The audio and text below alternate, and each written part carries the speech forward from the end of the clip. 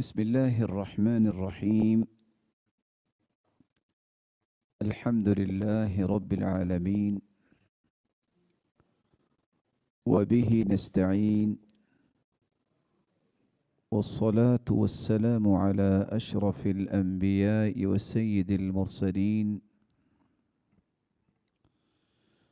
وعلى آله وصحبه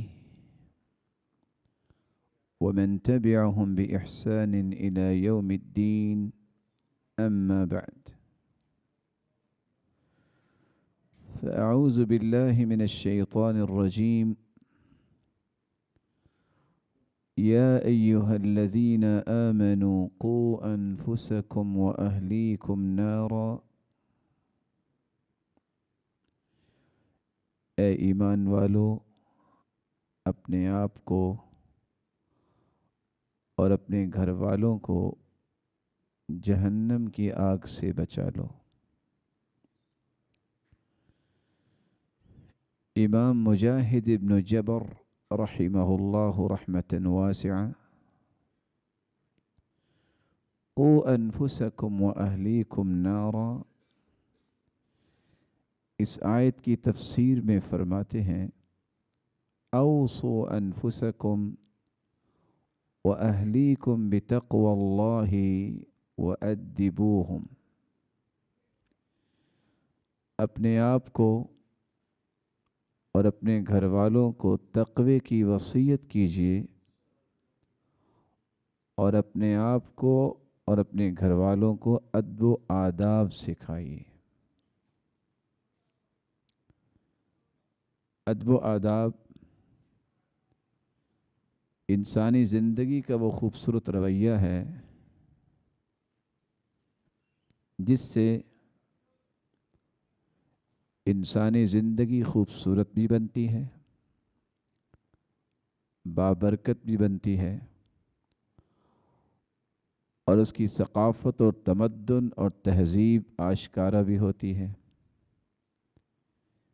اس لیے سلف صالحین سب سے زیادہ اس بات پہ کوشش کیا کرتے کہ اپنی زندگی کو ادب و آداب سے مزین کریں،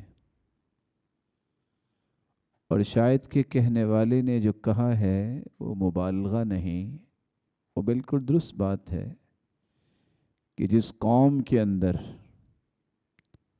ادب و آداب نہیں ہوتے وہ قوم حقیقت میں انسانوں کی قوم نہیں ہوتی، بلکہ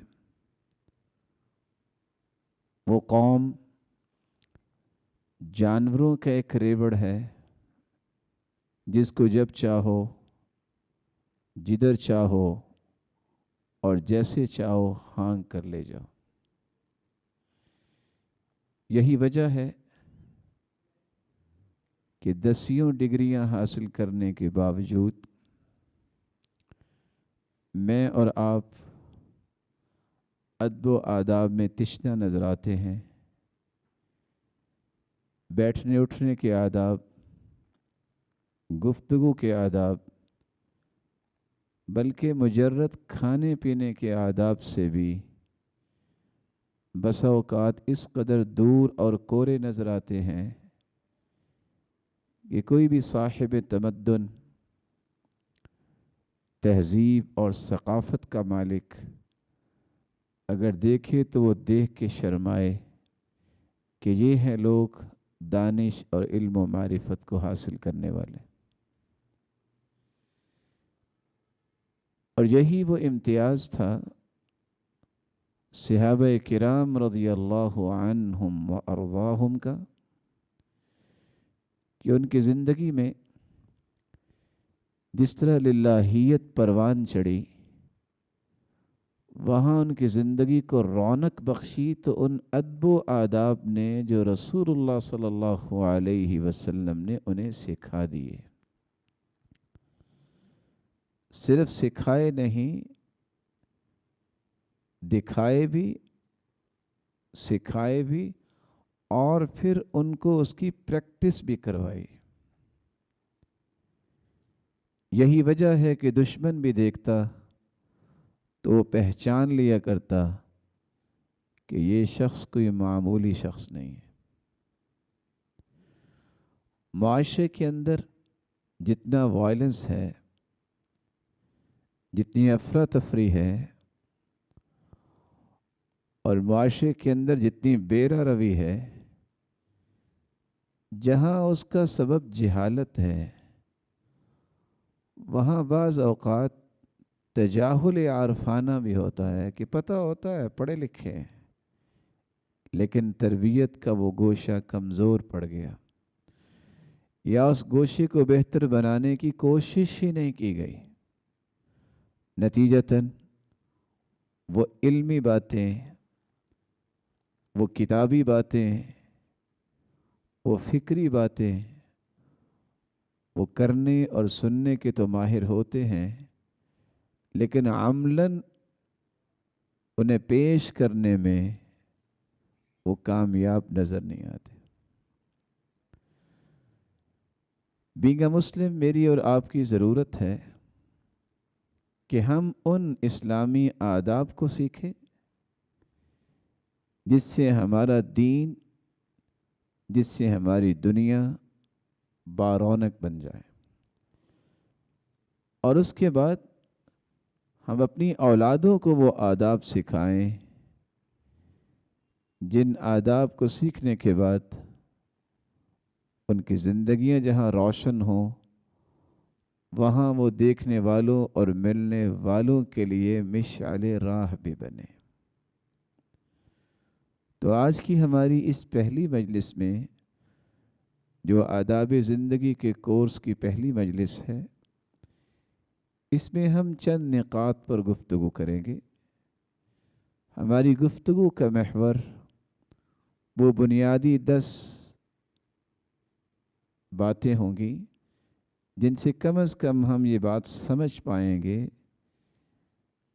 کہ ادب و آداب کیا ہے، اسلام نے اس کی عظمت کیا بیان کی ہے، اور اس کے ساتھ ساتھ اسلام کی عظمت کے بعد ایک معاشرے کے ہر فرد کو کس طرح یونیک بنایا جا سکتا ہے،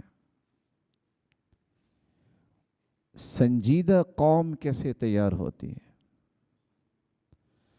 سمجھدار معاشرہ کیسے ترتیب پاتا ہے، اور علم اور ادب کو ملا کر کس طرح رفعت اور بلندی کی ان خواہشات کی تکمیل کی جا سکتی ہے جو صحابہ کرام، تابعین اعظام، تبع تابعین اور صلحاء کو اللہ ذوالجلال نے عطا کی، کہ لوگ ان کو دیکھنے کو ترستے، ان کے پاس بیٹھنے سے مچلتے کہ کب موقع ملے، ملاقات کی تمنا کیا کرتے۔ کس وجہ سے؟ ان کی نیکی اور صالحیت کی وجہ سے، ان کے انہی ادب و آداب کی وجہ سے، ان کے اندر جو جملہ خصائص اور خصوصیات تھیں، ان کی وجہ سے لوگوں کی یہ تڑپ اور یہ طلب موجود تھی، اور ان کی زندگی کے آخری سانس تک موجود رہی، بلکہ اس کو بہت بڑی وہ نعمت سمجھا کرتے کہ کسی ایسے شخص کے ساتھ کچھ وقت گزارنے کا موقع مل جائے۔ اس لیے ضروری یہ ہے کہ ہم یہ سمجھیں کہ یہ بھولا ہوا سبق جو رسول اللہ صلی اللہ علیہ وسلم نے صحابہ کرام کو سکھلایا، وہ آج ہمیں بھی معاشرے کو دینا ہے۔ اگر تو ہم اپنی اس تمنا اور خواہش میں سچے ہیں کہ ایک مثالی معاشرہ قائم ہو، ایک سنجیدہ قوم پروان چڑھے، نوجوان نسل، نیو جنریشن ایک مثالی اٹھان اٹھے جو دنیا کے اوپر اپنے اخلاق، اپنے دین اور اپنے ادب و آداب سے اثر چھوڑے، تو اس کے لیے ان آداب زندگی کو اختیار کرنا جو رسول اللہ صلی اللہ علیہ وسلم نے سکھائے ہیں انہیں سمجھنا، اور پھر انہیں انفرادی زندگی میں اور پھر اجتماعی زندگی میں اسے نافذ کرنا، یہی ایک راستہ ہے کہ ہم اپنی خواہشات کی تکمیل کر پائیں گے۔ علامہ ابو عرفان محمد بن علی صبان، انہوں نے ان 10 چیزوں کو 3 شعروں میں بند کیا ہے۔ دنیا کا کوئی بھی علم سیکھنا ہو، جب تک آپ اس کے بارے میں 10 چیزوں سے متعارف نہیں ہوتے، آپ اس علم کا حق ادا نہیں کر سکتے۔ یہی وجہ ہے کہ آج تعلیم و تعلم سے وابستہ لوگ جانتے ہیں کہ بعض دفعہ لوگ 6 سال پڑھ جاتے ہیں، ان کو یہ نہیں پتہ ہوتا کہ اس فن کی معروف کتابیں کون سی ہیں۔ اس علم کے بارے میں اگر ہم نے تفاصیل لینی ہے تو کس کتاب سے ملیں گی، ان کو اس سے بھی واقفیت نہیں ہوتی۔ بس وہ گنتی کے چند صفحات، وہ گنتی کے چند ماہ انہوں نے ایک بات سنی، سنتے سنتے وقت گزرا، امتحان ہوا اور فارغ ہو گئے۔ تو کسی بھی علم کو گہرائی کے ساتھ سمجھنے کے لیے یہ 10 چیزیں بنیاد ہوتی ہیں۔ ان مبادی کل علم 10، الحد والموضوع ثم الثمرة، نسبة وفضله والواضع، والاسم الاستمداد حكم الشارع، مسائل والبعض بالبعض اكتفى، ومن در الجميع حاز الشرف۔ ان مبادی کل علم 10، ہر فن اور ہر علم کی 10 بنیادی چیزیں ہیں۔ الحد، اس علم کی تعریف، والموضوع، اور اس علم کا موضوع، ثم الثمرہ، پھر تیسری بات اس علم کے ثمرات اور فضائل کیا ہیں، اس کے فوائد کیا ہیں۔ نسبتاً، اس علم کی نسبت کیا ہے، اس کی اہمیت کتنی ہے، مقام کیا ہے۔ وفضلہ، اس علم کی فضیلت کیا ہے۔ والواضع، اس علم کے دلائل کی صورت میں امت کو بطور تحفہ پیش کرنے والے سب سے پہلے کون سے خوش نصیب تھے جنہوں نے اس علم کو مرتب کیا۔ والاسم الاستمداد، اور اس علم کے کون کون سے نام اس وقت دنیا میں لیے جاتے ہیں۔ والاستمداد، اور اس علم کے مصادر کون سے ہیں، کہاں سے اس علم کے بارے میں اگر کچھ لینا ہو تو ہمیں کن کتابوں میں ملے گا۔ حکم الشارع، یہ اتنا ہی اگر اہمیت والا علم ہے تو شارع اللہ تعالیٰ کے اس کے بارے میں حکم کیا ہے، اور خود رسول اللہ صلی اللہ علیہ وسلم نے اس کے بارے میں رہنمائی کیا دی ہے۔ مسائل، اور 10ویں چیز اس علم کے مسائل کیا ہے۔ ساتھ ہی علامہ صبان بیان کرتے ہیں والبعض بالبعض اکتفا، کچھ لوگ چند چیزیں سیکھ کر اسی پر اکتفا کرتے ہیں اور سمجھتے ہیں کہ اتنا ہی کافی۔ ومن در الجمیع حاز الشرف، کسی نے کسی علم کی ڈیپتھ میں جانا ہے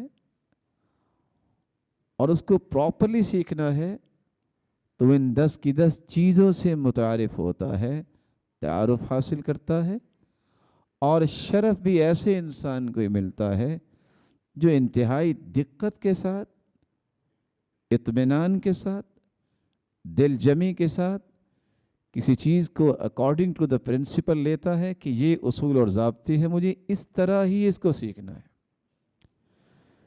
تو آج کی اس مجلس میں ہم ان 10 چیزوں کو پیش کریں گے جس سے آداب زندگی، اسلامی آداب، دینی آداب اور ان کی عظمت و اہمیت، ان کے فوائد و ثمرات ہم سب کے سامنے آئیں گے۔ تو آئیے سب سے پہلا نقطہ، آداب کس کو کہتے ہیں؟ ادب و آداب عربی زبان کے اندر ادب یأدب ادبا سے ہے۔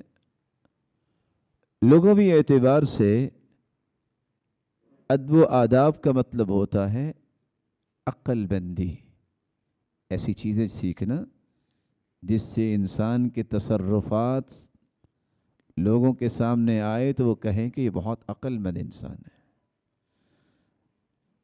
ادب دانش اور تہذیب کو بھی کہتے ہیں کہ ایک شخص کے پاس ایسے آداب ہونے چاہیے جو اس کی دانش اور تہذیب کا سلوگن بن جائیں کہ ہاں واقعی یہ سکھلایا ہوا شخص ہے، کس قدر اس کی عادات خوبصورت ہے۔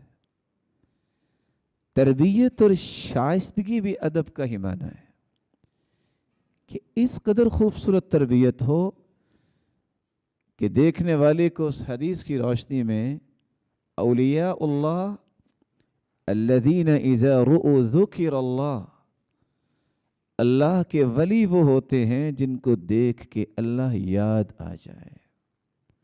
ان کے خوبصورت رویے، ان کے اقوال، ان کا کردار، ان کی عادات و خصائل اس قدر بھاتی ہیں دیکھنے والے کو کہ اسے اللہ یاد آ جاتا ہے۔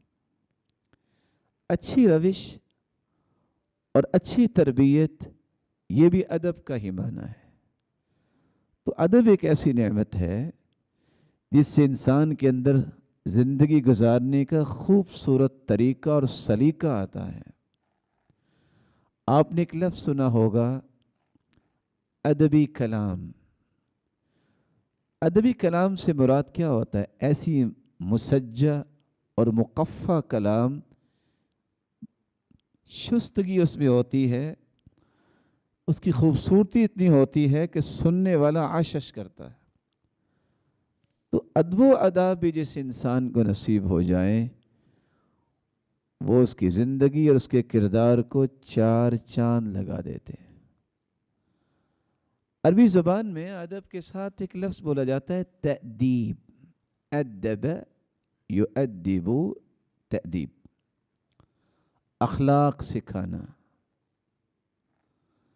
اخلاقی تعلیم و تربیت کرنا، کانٹ چھانٹ کرنا، کسی بھی انسان کو مہذب اور شائستہ بنانا۔ آپ نے دیکھا ہے کہ انسانی زندگی میں ایک نہیں دسیوں ایسے رویے ہیں، کانٹ چھانٹ جب ہو تو اچھی چیز سامنے آتی۔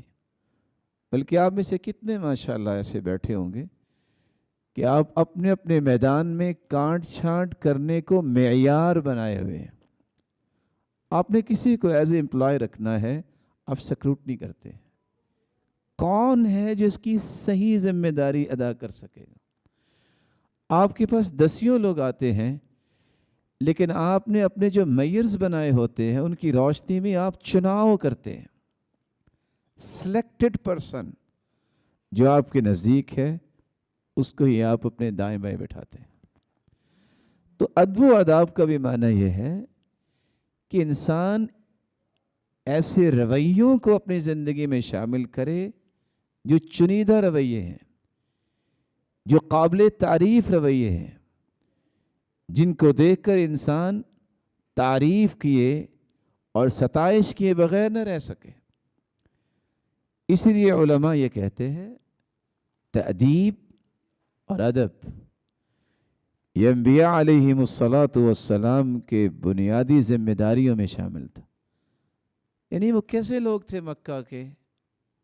دنیا کی ہر برائی کا مخزن، جو برائی ہو سکتی ہے اسلام سے پہلے ساری برائیاں تھیں، لیکن وہ کون سا ایسا اصول اور ضابطہ تھا کہ پھر رسول اللہ صلی اللہ علیہ وسلم نے جب ان کی تربیت کی ہے اس قدر پولائٹ شخصیات بن گئی کہ جو دیکھتا دیکھتا ہی رہ جاتا، جو دیکھتا وہ اسلام کی عظمت کو مانے بغیر رہتا ہی نہیں تھا۔ وہ کیا رویے تھے؟ وہ یہی رویے تھے جن کو آج اسلامی آداب کے ساتھ یاد کیا جاتا ہے۔ عربی زبان میں ادب اور تادیب کے ساتھ ایک تیسرا لفظ بھی استعمال ہوتا ہے، التأدب۔ تأدب کس کو کہتے ہیں؟ التصرف اللائق الذي يتفق مع المروءة، زندگی کے ایسے طور طریقے اور اقدار جن کو انسان اختیار کرتا ہے جو معاشرے کے ہر زاویے کی ضرورت کے مطابق اس کو بجا لاتا ہے۔ آج چھوٹی چھوٹی باتوں پہ گھر ٹوٹ جاتے ہیں۔ بس اوقات ایک شخص اعتراض کرتا ہے، میں نے تو سمجھا تھا کہ یہ گھرانہ پڑھا لکھا ہوگا، اس کو تو یہ بھی سکھایا نہیں گیا کہ کھانے کی سپون کو چائے کے اندر شامل کرتے ہیں کہ اس کے لیے الگ سپون ہوتی ہے۔ یہ کس نے سکھانا ہے؟ والدہ نے سکھانا ہے۔ اس کو یہ تو پتہ ہونا چاہیے کہ میں اس وقت گفتگو کر رہا ہوں تو میرے سامنے کون ہے؟ ماں ہے، میرے سامنے والد ہے۔ اس کو یہ فرق رہنا چاہیے کہ والدین اور عام لوگوں میں فرق ہے، چھوٹے اور بڑے میں فرق ہے۔ بڑے کو ہمیشہ عزت دیا کرتے ہیں، اس کا احترام بجا لاتے ہیں، اور چھوٹے پہ شفقت کرتے ہیں۔ اس لیے تو رسول اللہ صلی اللہ علیہ وسلم نے فرمایا، یہ فرق آج ختم ہو گیا کہ جس نے 2 سے 4 لفظ پڑھ لیے وہ کسی کی پگڑی اچھالنے کو اپنی قابلیت گردانتا ہے۔ جس نے 2 سے 4 کلمات سیکھ لیے وہ والدین کے ساتھ بدتمیزی کرنے کو ڈیبیٹ کی اعلیٰ صلاحیت سمجھتا ہے۔ لیکن شریعت کیا سمجھتی ہے؟ من لم يرحم صغیرنا ويؤقر کبیرنا فلیس منا۔ جس کو بڑے کا ادب کرنا نہیں آتا، جس کو چھوٹے پہ شفقت کرنا نہیں آتا، اللہ کے رسول صلی اللہ علیہ وسلم نے فرمایا میرا اس سے تعلق کیا ہے؟ وہ میری امت سے نہیں ہے۔ ایک طرف دیکھیے کہ وہ ناز اور گمنڈ سے ایسی بات کرتا ہے کہ میں کسی کو بھی جواب دے سکتا ہوں، آزادی ہے رائے کی، میں جو چاہوں بولوں۔ آپ اس کو آزادی نہ کہیے، اس کو ذہنی اور فکری آوارگی کہیے۔ کیا یہ صحابہ کے پاس یہ آزادی نہیں تھی؟ کہ تابعین کے پاس یہ آزادی نہیں تھی کہ اپنی رائے پیش کر سکتے؟ لیکن وہ رائے پیش کرتے تو ان آداب کو ملحوظ خاطر رکھتے ہوئے پیش کرتے کہ رائے بھی آ جاتی اور کسی کے احترام میں ادنا بھی فرق نہ آتا۔ اسی لیے تربیت دینے والا، ادب سکھانے والے کو مؤدب کہتے ہیں۔ ایسا مربی، ایسا معلم اخلاق جو ایک ایک رویے کو، چھوٹے چھوٹے رویوں سے لے کے اس کی عالی فکر تک ٹوٹل پالش کر دیتا ہے۔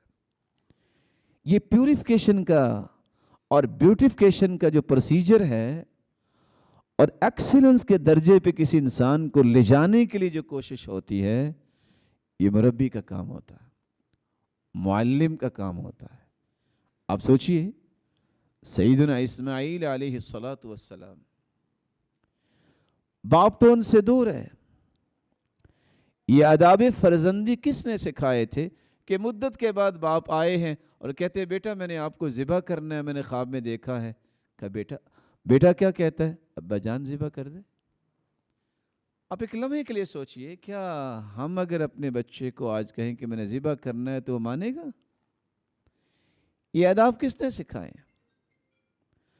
باپ تو نہیں تھا امام شافعی رحمۃ اللہ علیہ کا جب وہ جوان ہوئے ہیں، یہ اتنا بڑا امام جو بنا ہے، اس لیے امام شافعی کو اصولیوں کا امام کہتے ہیں۔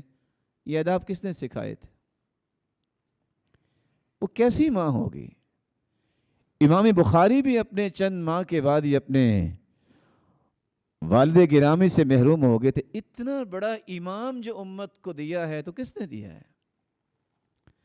یہ باتیں آج میرے اور آپ کے لیے سوچنے والی ہیں۔ صلاح الدین کو جن تو نہیں تھا، انسان تھا۔ وہ کیسی ماں تھی جس نے کہا کہ میں نے زندگی میں کبھی اپنے بچے کو بغیر کپڑے کے غسل بھی نہیں دیا، حالانکہ جب وہ بچہ تھا تب بھی میں کپڑا ڈال کے غسل دیتی تھی۔ حیا کیسے نہ آتی؟ وہ کیسا انسان ہوگا؟ محمد الفاتح جیسا 22 سالہ جس نے اندلس کو فتح کر لیا تھا، عمر صرف 22 سال، جب اس نے اناؤنس کیا تھا کہ اللہ کا شکر ادا کرنے کے 2 رکعتیں پڑھنی ہے، لیکن پڑھائے گا وہ جس نے آج تک نماز با جماعت نہیں چھوڑی۔ کون آگے آیا تھا؟ خود آئے تھے۔ کہا اگر مجھے یہ ڈر نہ ہوتا کہ دشمن تانا دیں گے کہ دیکھیں آج نماز نہیں ہوئی، یہ نماز نہیں پڑھی، تو میں یہ بتانے سے بھی ڈرتا کہ میں نے آج تک کوئی نماز با جماعت نہیں چھوڑی۔ کیا سعید بن مسیب انسان نہیں تھا؟ 50 دن کی بات نہیں ہے، 50 سال ہو گیا وہ کہتے ہیں، مؤذن تو بعد میں اذان کہتا، میں پہلی صف میں بیٹھا ہوتا تھا۔ بیٹھنے کا مطلب بھی سمجھ لیجئے، آ کے نہیں بیٹھے ہوتے تھے، آ کے 2 رکعتیں پڑھ کے بیٹھتے ہیں۔ یہ سنت ہے، اذا دخل احدکم المسجد فلا یجلس حتی یصلی رکعتین، جب تم میں سے کوئی مسجد میں آئے تو اس وقت تک نہ بیٹھے جب تک 2 رکعتیں نہ پڑھیں۔ 50 سال۔ کیا سلیمان ابن مہران یہ مریخ میں رہتے تھے جو کہتے ہیں کہ لم تفتنی التکبیرۃ الاولی منذ 70 سنہ، 70 سال سے میری تکبیر اولا فوت نہیں ہوئی؟ یہ آداب کس نے سکھائے تھے؟ تو آج میں اور آپ ان آداب کے محتاج ہیں جن سے مثالی قومیں بنتی ہیں، جس سے مثالی معاشرے قائم ہوتے ہیں۔ تو ایسے آداب، ایسے ادب و آداب مجھے اور آپ کو بھی سیکھنے چاہیے اور اپنی اولادوں کو بھی سکھانے چاہیے۔ رسول اللہ صلی اللہ علیہ وسلم نے یہی وہ کارنامہ سر انجام دیا کہ ایسی قوم دی۔ آپ مکے کی تاریخ پڑھے ہوں گے، گنتی کے 94 یا 96 لوگ تیار ہوئے تھے، جنہوں نے اگلی 1.5 صدی میں انہی نے پوری دنیا کو انتقال کیا ہے، گرویدہ کیا اپنے اخلاق سے، ادب و آداب سے، کردار سے، اور افکار اور اقوال اور اعمال اور تعامل سے۔ لوگ دیکھتے ہی رہ جاتے تھے کہ ان کو تیار کس نے کیا ہے۔ کوئی بھی زاویہ ہو، رہن سہن کے معاملات، شجاعت و بہادری، اخلاق و کردار، صدق و دیانت اور امانت، اور زندگی کو چلانے کے لیے ملت کو گائیڈ کرنے کے لیے صلاحیتیں، کوئی بھی زاویہ لے لے، ہر زاویے میں رسول اللہ صلی اللہ علیہ وسلم نے اس قدر گرومنگ کی تھی ان کی، اس لیے اللہ ذوالجلال نے ان کے ایمان کو قیامت تک آنے والی انسانیت کے ایمان کے لیے میزان، مقیاس قرار دے دیا۔ ادب کی لغوی تعریف کے بعد ادب کے زاویوں کو سمجھنے کے لیے اس کی اصطلاحی تعریف کو سمجھنا ضروری ہے، اور میں چاہوں گا کہ آپ میرے ساتھ رہیے اور ایک ایک تعریف کے ساتھ ذرا سوچئے کہ میں اور آپ کہاں کھڑے ہیں اور ادب کس کو کہتے ہیں۔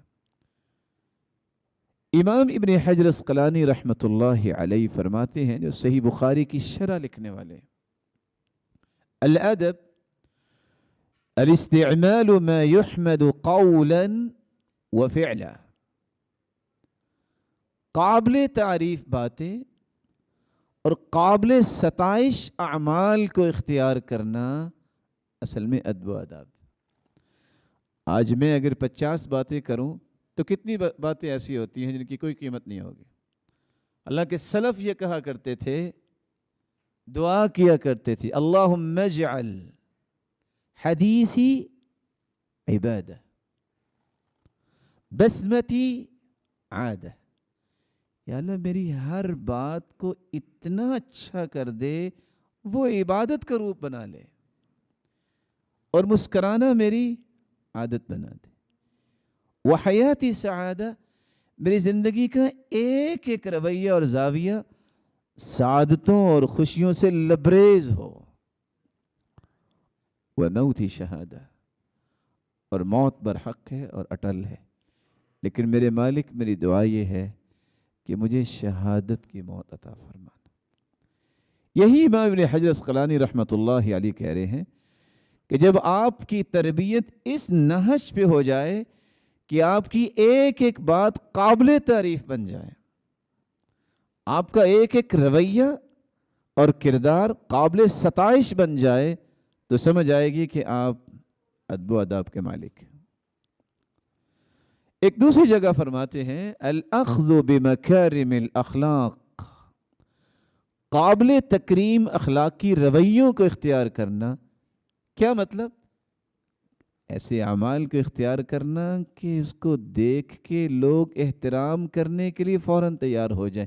ہاں، یہ ہے انسان جس کا واقعی کسی نے گھڑا ہے، کسی نے واقعی اس کی پیوریفیکیشن کی ہے. امام ابن حجر عسقلانی رحمۃ اللہ علیہ فرماتے ہیں ایک تیسری جگہ، هو تعظیم من فوقک والرفق بمن دونک.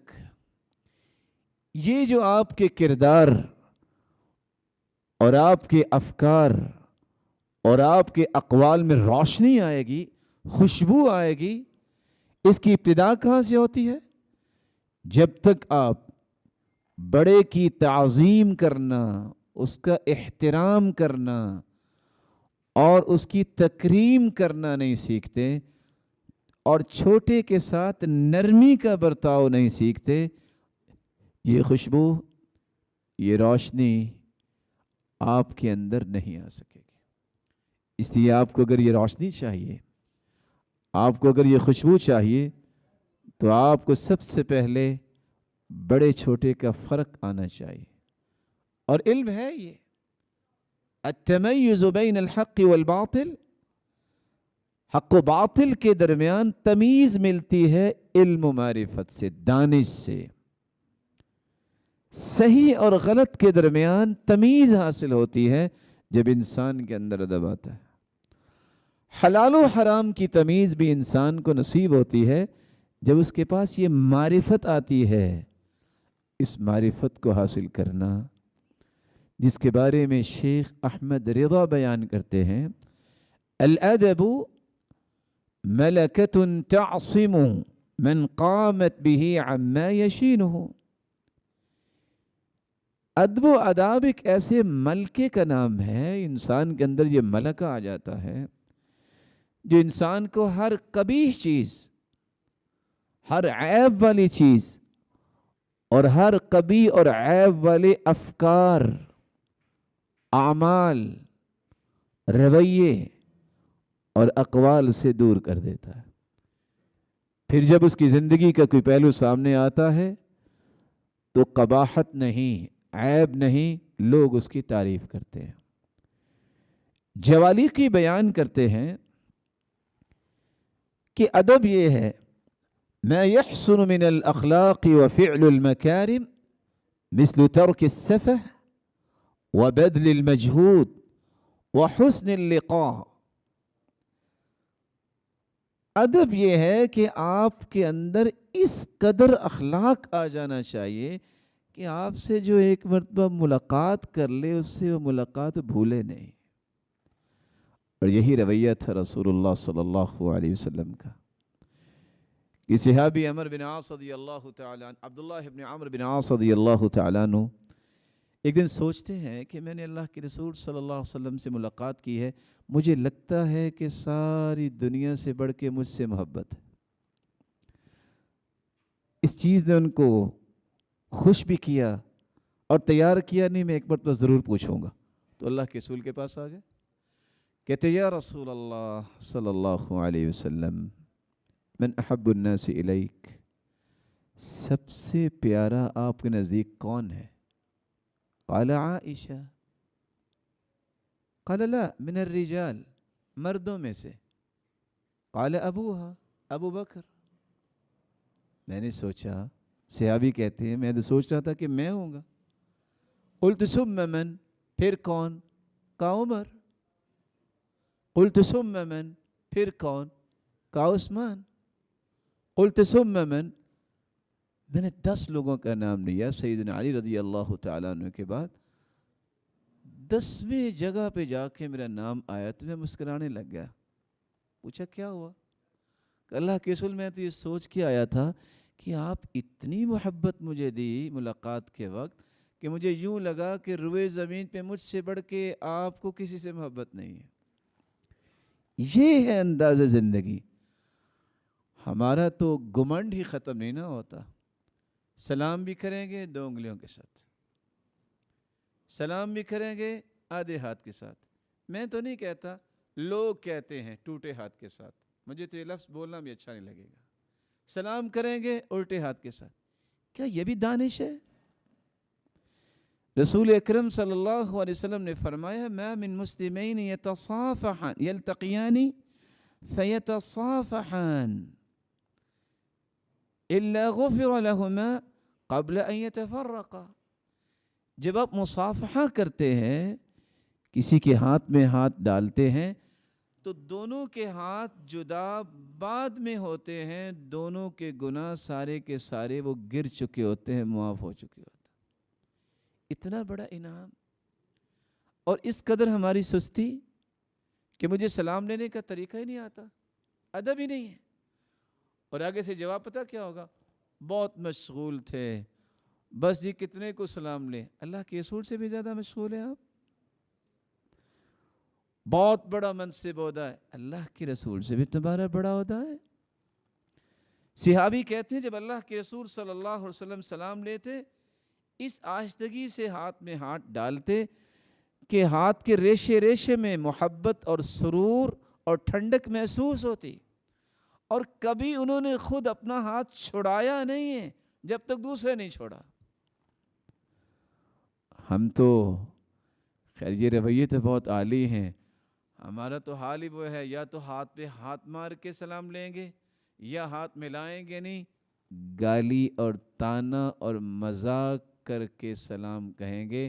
اور حدیث کہتی ہے ان للمنافق علامات, مومن تو سلام لیتا ہے السلام علیکم ورحمۃ اللہ وبرکاتہ. منافق کا سلام یہ ہے وہ گالی دے کے مخاطب کرتا ہے. یہ منافقوں کا رویہ ہے, مومنوں کا رویہ نہیں ہے. یہی ادب ہے. کیا ادب ہے؟ حسن اللقاء, کہ آپ کے اندر یہ صلاحیت آنی چاہیے کہ آپ کی ملاقات دیدنی ہو, مثالی ہو. یعنی وہ کیسے انسان تھے, یعنی ان کی اتنی پیاری سوچ تھی صحابہ کی کہ سیدنا انس رضی اللہ تعالیٰ عنہ گھر سے نکلتے تو ہاتھ کو خوشبو لگاتے. یہ کیا کر رہے ہیں؟ کہتے ہیں مسافہ کرنا ہے نا, تو جب میں مسافہ کروں گا اس کی 30 نیکیاں تو الگ. جب اس کو خوشبو آئے گی تو دل میں سرور پیدا ہوگا. تو حدیث میں آتا ہے ادخال السرور فی قلب مؤمن صدقہ, مومن کے دل میں خوشی پیدا کرنا بھی صدقہ ہے. میں اکیلی ملاقات نہیں کرتا, میں صدقہ بھی کرتا ہوں. مومنوں کی ماں سیدہ عائشہ رضی اللہ تعالی عنہ درم و دینار صدقہ کرتی ہیں اور ساتھ خوشبو لگا رہی. مومنوں کی ماں یہ کیا کہتے ہیں؟ درم و دینار کا صدقہ تو اتنا ہوگا جتنے درم و دینار دوں گی. تو میں چاہتی ہوں کہ چلو اس زاویے سے بھی صدقہ ہو جائے. ضرورت مند فقیر کو خوشبو آئے گی, خوش ہوگا, یہ بھی صدقہ ہے کہ کسی کے دل میں خوشی پیدا کرنا. اور آج کیا حالت ہے؟ سلف کے پاس کوئی مانگنے والا, کوئی فقیر آ جاتا, ضرورت مند ہے. پہلی تو بات یہ ہے کہ شریعت نے اس کو پسند نہیں کیا کہ جس کے پاس کھانے پینے کو ہے کہ وہ ہاتھ پھیلائے, اس کو پسند نہیں کیا شریعت. لیکن شریعت نے ادب یہ سکھایا ہے کہ اگر کوئی آ جائے اما السائل فلا تنہر, ڈانٹیے نہیں, دھکا نہ دیجیے, آوازیں نہ کسیں, مت کہیے یہ ختم ہی نہیں ہوتے, مت کہیے کہ ہمارا کوئی ٹھیکہ ہے. سلف کے پاس جب کوئی آ جاتا تو ہاتھ پکڑ کے پہلے اسے بوسہ دیتے, پھر صدقہ دیتے چھپا کے. بوسہ کیوں دیتے؟ کہتے یہ وہ ہاتھ ہے جس نے قیامت کو مجھے بلندیاں عطا کروانی ہیں۔ آج یہ رویہ ختم ہو گیا۔ رسول اللہ صلی اللہ علیہ وسلم نے یہی رویے صحابہ کرام کو سکھا جن کو آداب کہتے ہیں۔ علامہ سفارینی کہتے ہیں الادب الظرف وحسن التناول، حکمت دانائی کو اختیار کرنا، وسیع و ظرف ہونا، حسن التناول کسی بھی کام کو نپٹانے کی صلاحیت آ جانا، اس کو ادب کہتے ہیں۔ بعض لوگوں کو آپ نے دیکھا ہوگا، میں چاہوں گا کہ اس کو انسانی زندگی سے ریلیٹ بھی کیا جائے، بڑی بڑی ڈگریاں لینے کے بعد شادی کروائیں گے، 1 مہینہ نہیں گزرتا فلاپ ہو جائیں گے۔ اس بیچارے کو پتہ ہی نہیں ہے کہ زندگی گزارنی کیسے ہے، کیسے کسی کے ساتھ رکھ رکھاؤ رکھتے ہیں، اب میں نے 2 فیملیوں کو کیسے لے کے چلنا ہے۔ ماسٹر کیا PhD لیول تک پہنچ جائیں گے، کہیں پہلی ان کی جاب ہوگی، گنتی کے 2 مہینے نکالیں گے۔ کیوں؟ سمجھ نہیں آ رہی کہ باس کیا چاہتے ہیں۔ آپ کو نہیں سمجھ آ رہی تو کس کو آئے گی؟ کس کو آئے گی سمجھ؟ کیا پڑھا آپ نے؟ ایڈجسٹمنٹ کی صلاحیت جو ہے یہ ادب ہے، یہ فن ہے کہ آپ نے مشکل سے مشکل حالات سے اپنے آپ کو کس طرح اس مأزق سے نکالنا ہے کہ آپ کی شخصیت بھی ڈیمیج نہ ہو اور آپ کام بھی کر جائیں۔ کہیں کہ بس جی حالات سازگار نہیں ہیں، معاشرہ ہی ایسا ہے۔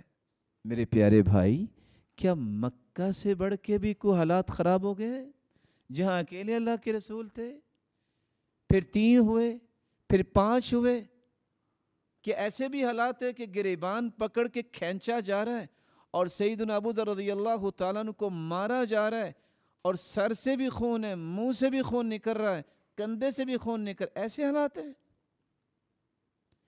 کہ سیدنا ابوبکر صدیق رضی اللہ تعالیٰ عنہ جن کو مارا جا رہا ہے اور اللہ کے رسول کو یہاں سے پکڑ کے کھینچا جا رہا ہے، اس سے بھی زیادہ حالات خراب ہیں۔ آپ کیا کہہ رہے ہیں؟ آپ فرار چاہ رہے ہیں، آپ اپنے آپ کو ناکامی کی راہ پہ لے جانا چاہتے ہیں اور چاہتے ہیں بس مجھے کوئی ہاتھ نہ لگائے، مجھے کچھ کہے نہ، میں کچھ کروں یا نہ کروں۔ یہ فرار کی راہ ہے۔ اس سے برے حالات تھے لیکن اللہ نے وہاں ہی روشنی پیدا کی۔ بس جی معاشرہ بہت برا ہے، کیا ہو سکتا ہے؟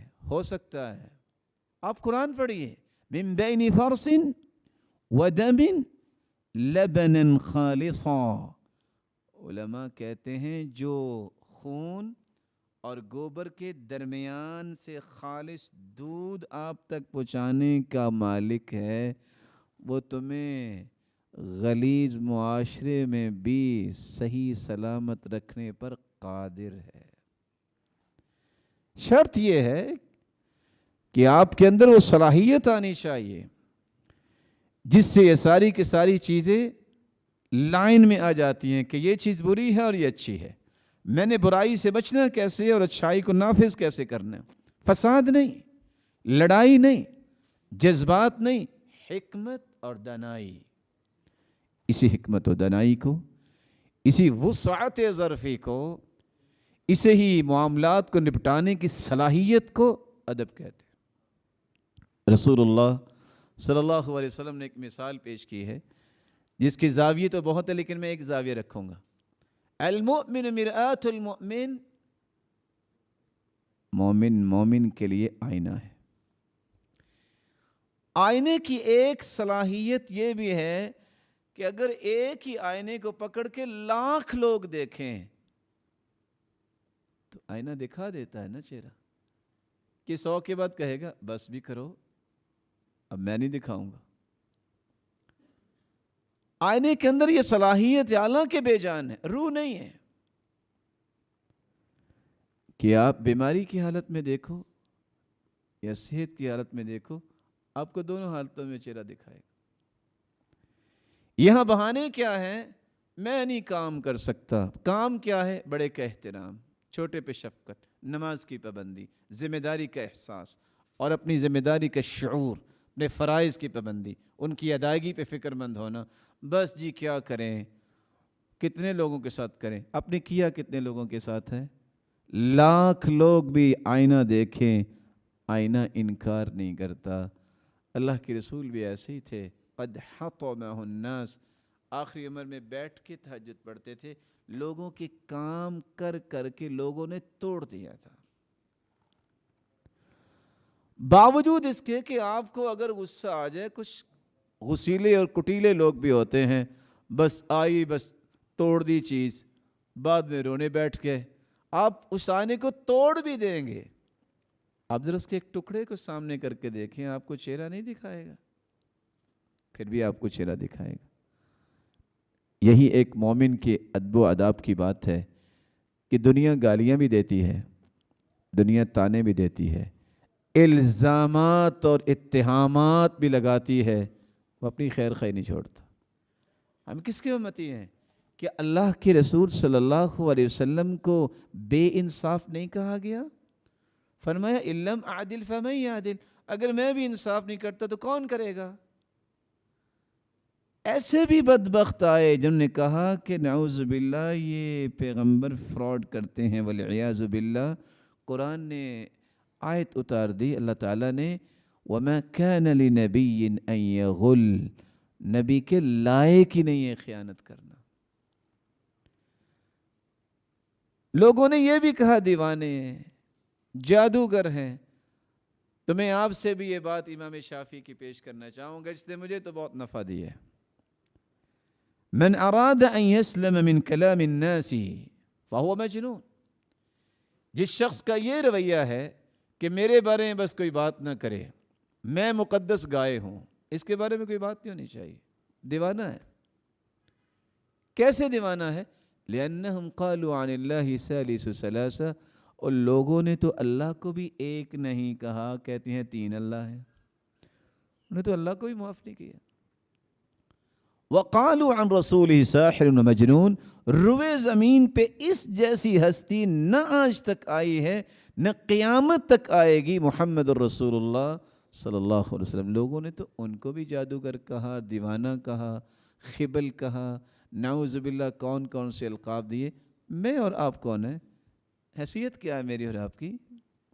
اس لیے مت اس بات کو سمجھیے کہ مجھے کوئی بات نہ کرے، آپ اپنی حیثیت کو پہچانیے۔ اب لوگوں کی زبانوں کو نہیں روک سکتے۔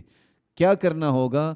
حکمت و دانائی سے اس برائی کا جواب ایسی حکمت کے ساتھ دیجئے کہ برائی کل کو اچھائی میں تبدیل ہو جائے۔ وہی جواب جو یحییٰ بن معاذ نے دیا تھا جب ان کو ایک شخص نے گالی دی تو وہ مسکرا دیے۔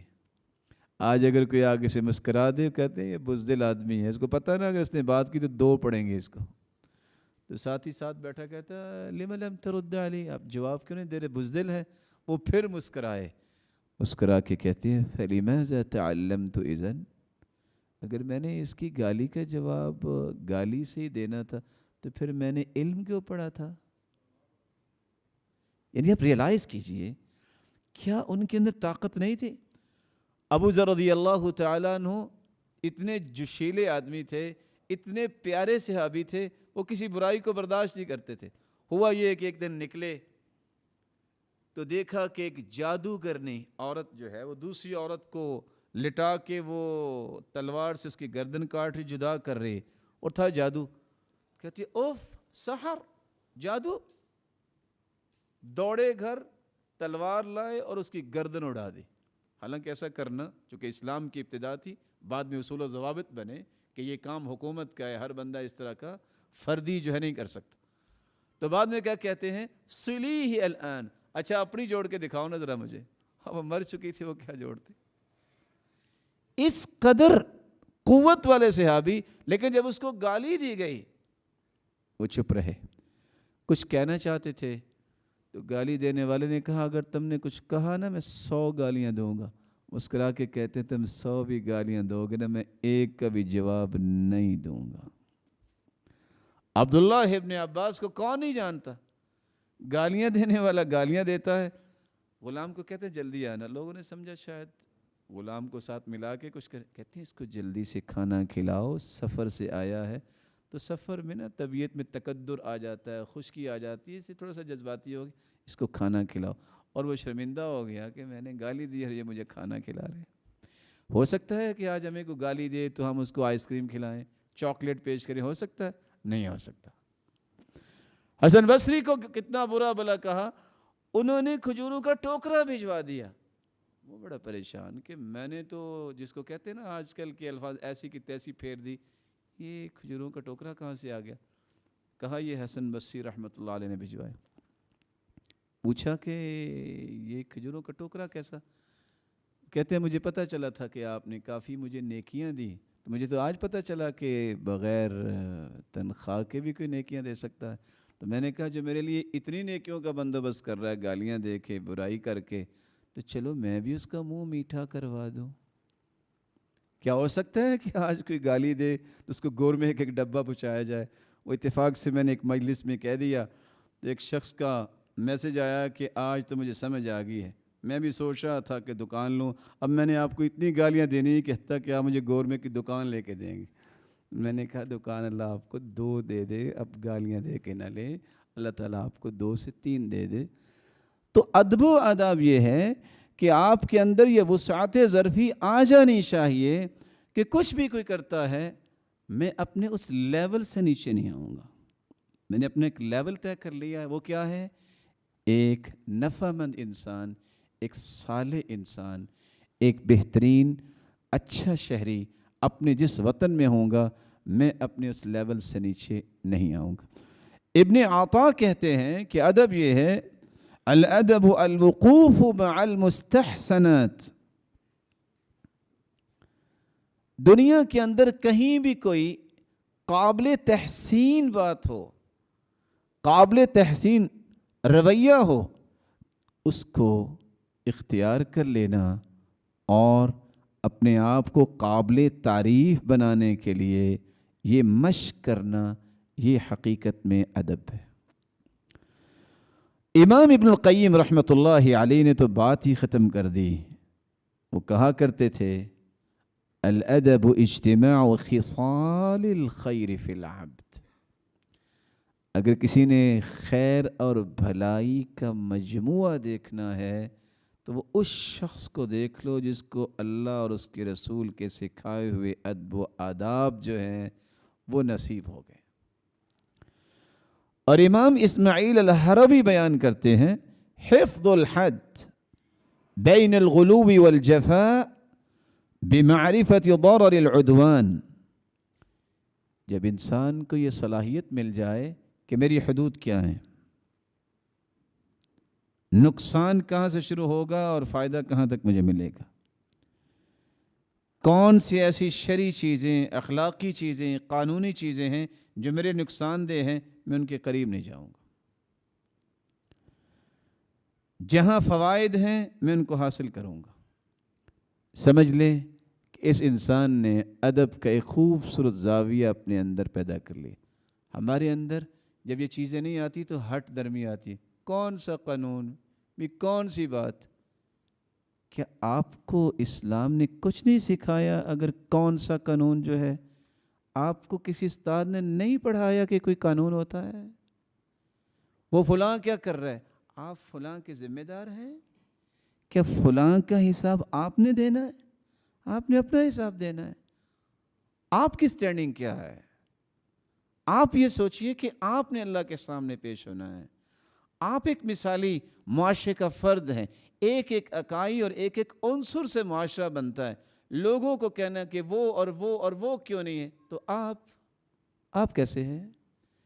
جب یہ شعور بیدار ہو جائے گا تو سمجھ لیں اس شخص کے اندر ادب آ گیا ہے۔ رسول اللہ صلی اللہ علیہ وآلہ وسلم کا دین بڑی عمدگی سے سمجھنے والوں میں ایک نام عبداللہ بن مبارک ہے، اور یہ انسان کیسا کمال تھا۔ سچی بات یہ ہے کہ التلمیذ سر استاذہ، شاگرد استاد کا راز ہوتا ہے، والولد سر ابی، اور بیٹا بھی باپ کا راز ہوتا ہے۔ میں کبھی 2-3 قصے پڑھتا ہوں تو سوچتا ہی رہ جاتا ہوں کہ دعا کیا کرتے تھے فضیل ابن عیاض، یا اللہ میرے بچے کو مجھ سے بھی اچھا بنا دے۔ دعا کر کے فارغ ہوئے، صبح تہجد کے لیے اٹھے تو بیٹا پہلے سجدے میں پڑا تھا. کیسی ٹھنڈک آئی ہوگی دل میں. اور بیٹا بازار میں بیٹھا ہے تو ترازو کو صاف کر رہا ہے. کسی نے پوچھا کیا کر رہے ہو؟ کہتا بھی میں نے وزن کر کے دینا نا, تو گرد آئی ہے, تو اگر یہ گرد بھی وزن میں چلی گئی تو میں قیامت کو حساب کیسے دوں گا. میں نے کہا کمال کی بات ہے, یہ گرد سے ڈر رہے ہیں, لوگ گرد ڈال کے وزن پورا کر کے آج دے رہے ہیں. آپ گندم کو دیکھ لیں, آپ کسی چیز کو دیکھ لیں, لینے جائیں کہ مرچیں پتہ چلے گا کہ کیا نکلا ہے یہ. جہاں اس طرح کی عادات ہوں وہ قومیں کبھی بلند نہیں ہوتی. کیا کمال تھا عبداللہ ابن المبارک کا. یہ اس باپ کے بیٹے ہیں جن کو مالی رکھا گیا باغ میں. مالک ایک مرتبہ آیا اپنے دوستوں کے ساتھ وزٹ کے لیے, کہا کچھ پھل لاؤ, کچھ خوشے لاؤ. انہوں نے توڑے اور لا کے پیش کر دی. وہ سارے ترش تھے, پکے ہوئے نہیں تھے. کہتے ہیں آپ کو پتہ نہیں ہے کہ پکا ہوا پھل کیسے ہوتا ہے؟ کہتے ہیں آپ نے رکھوالی کے لیے مجھے رکھا ہے, پھل چکھنے کے لیے نہیں رکھا. تو میں جب سے آیا ہوں میں نے کسی پھل کو توڑنے کی جرت نہیں کی. بڑا پریشان ہوا کہ یہ کیسے ہو سکتا ہے, انسان ہے. ساتھیوں سے پوچھا, انہوں نے کہا جی آج تک یہ واقعتاً کسی خوشے کو اس نے ہاتھ نہیں لگایا. بڑا متاثر ہوا, اس کو بلایا. کہتے اچھا ایک بات بتاؤ, میں اپنی بیٹی کا نکاح کرنا چاہتا ہوں, میں کس سے کروں؟ کہا یہ تو والدین کی ذمہ داری ہوتی ہے, میں تو مشورہ دے سکتا ہوں, مرضی تو آپ کی چلے گی. کہا مشورہ کیا ہے؟ نے کہا الیہود یزوجون للمال, یہودی ہمیشہ مال کو دیکھ کے شادی کرتے ہیں. والنصارى یزوجون للجمال, عیسائی جمال کو دیکھ کے شادی کرتے ہیں.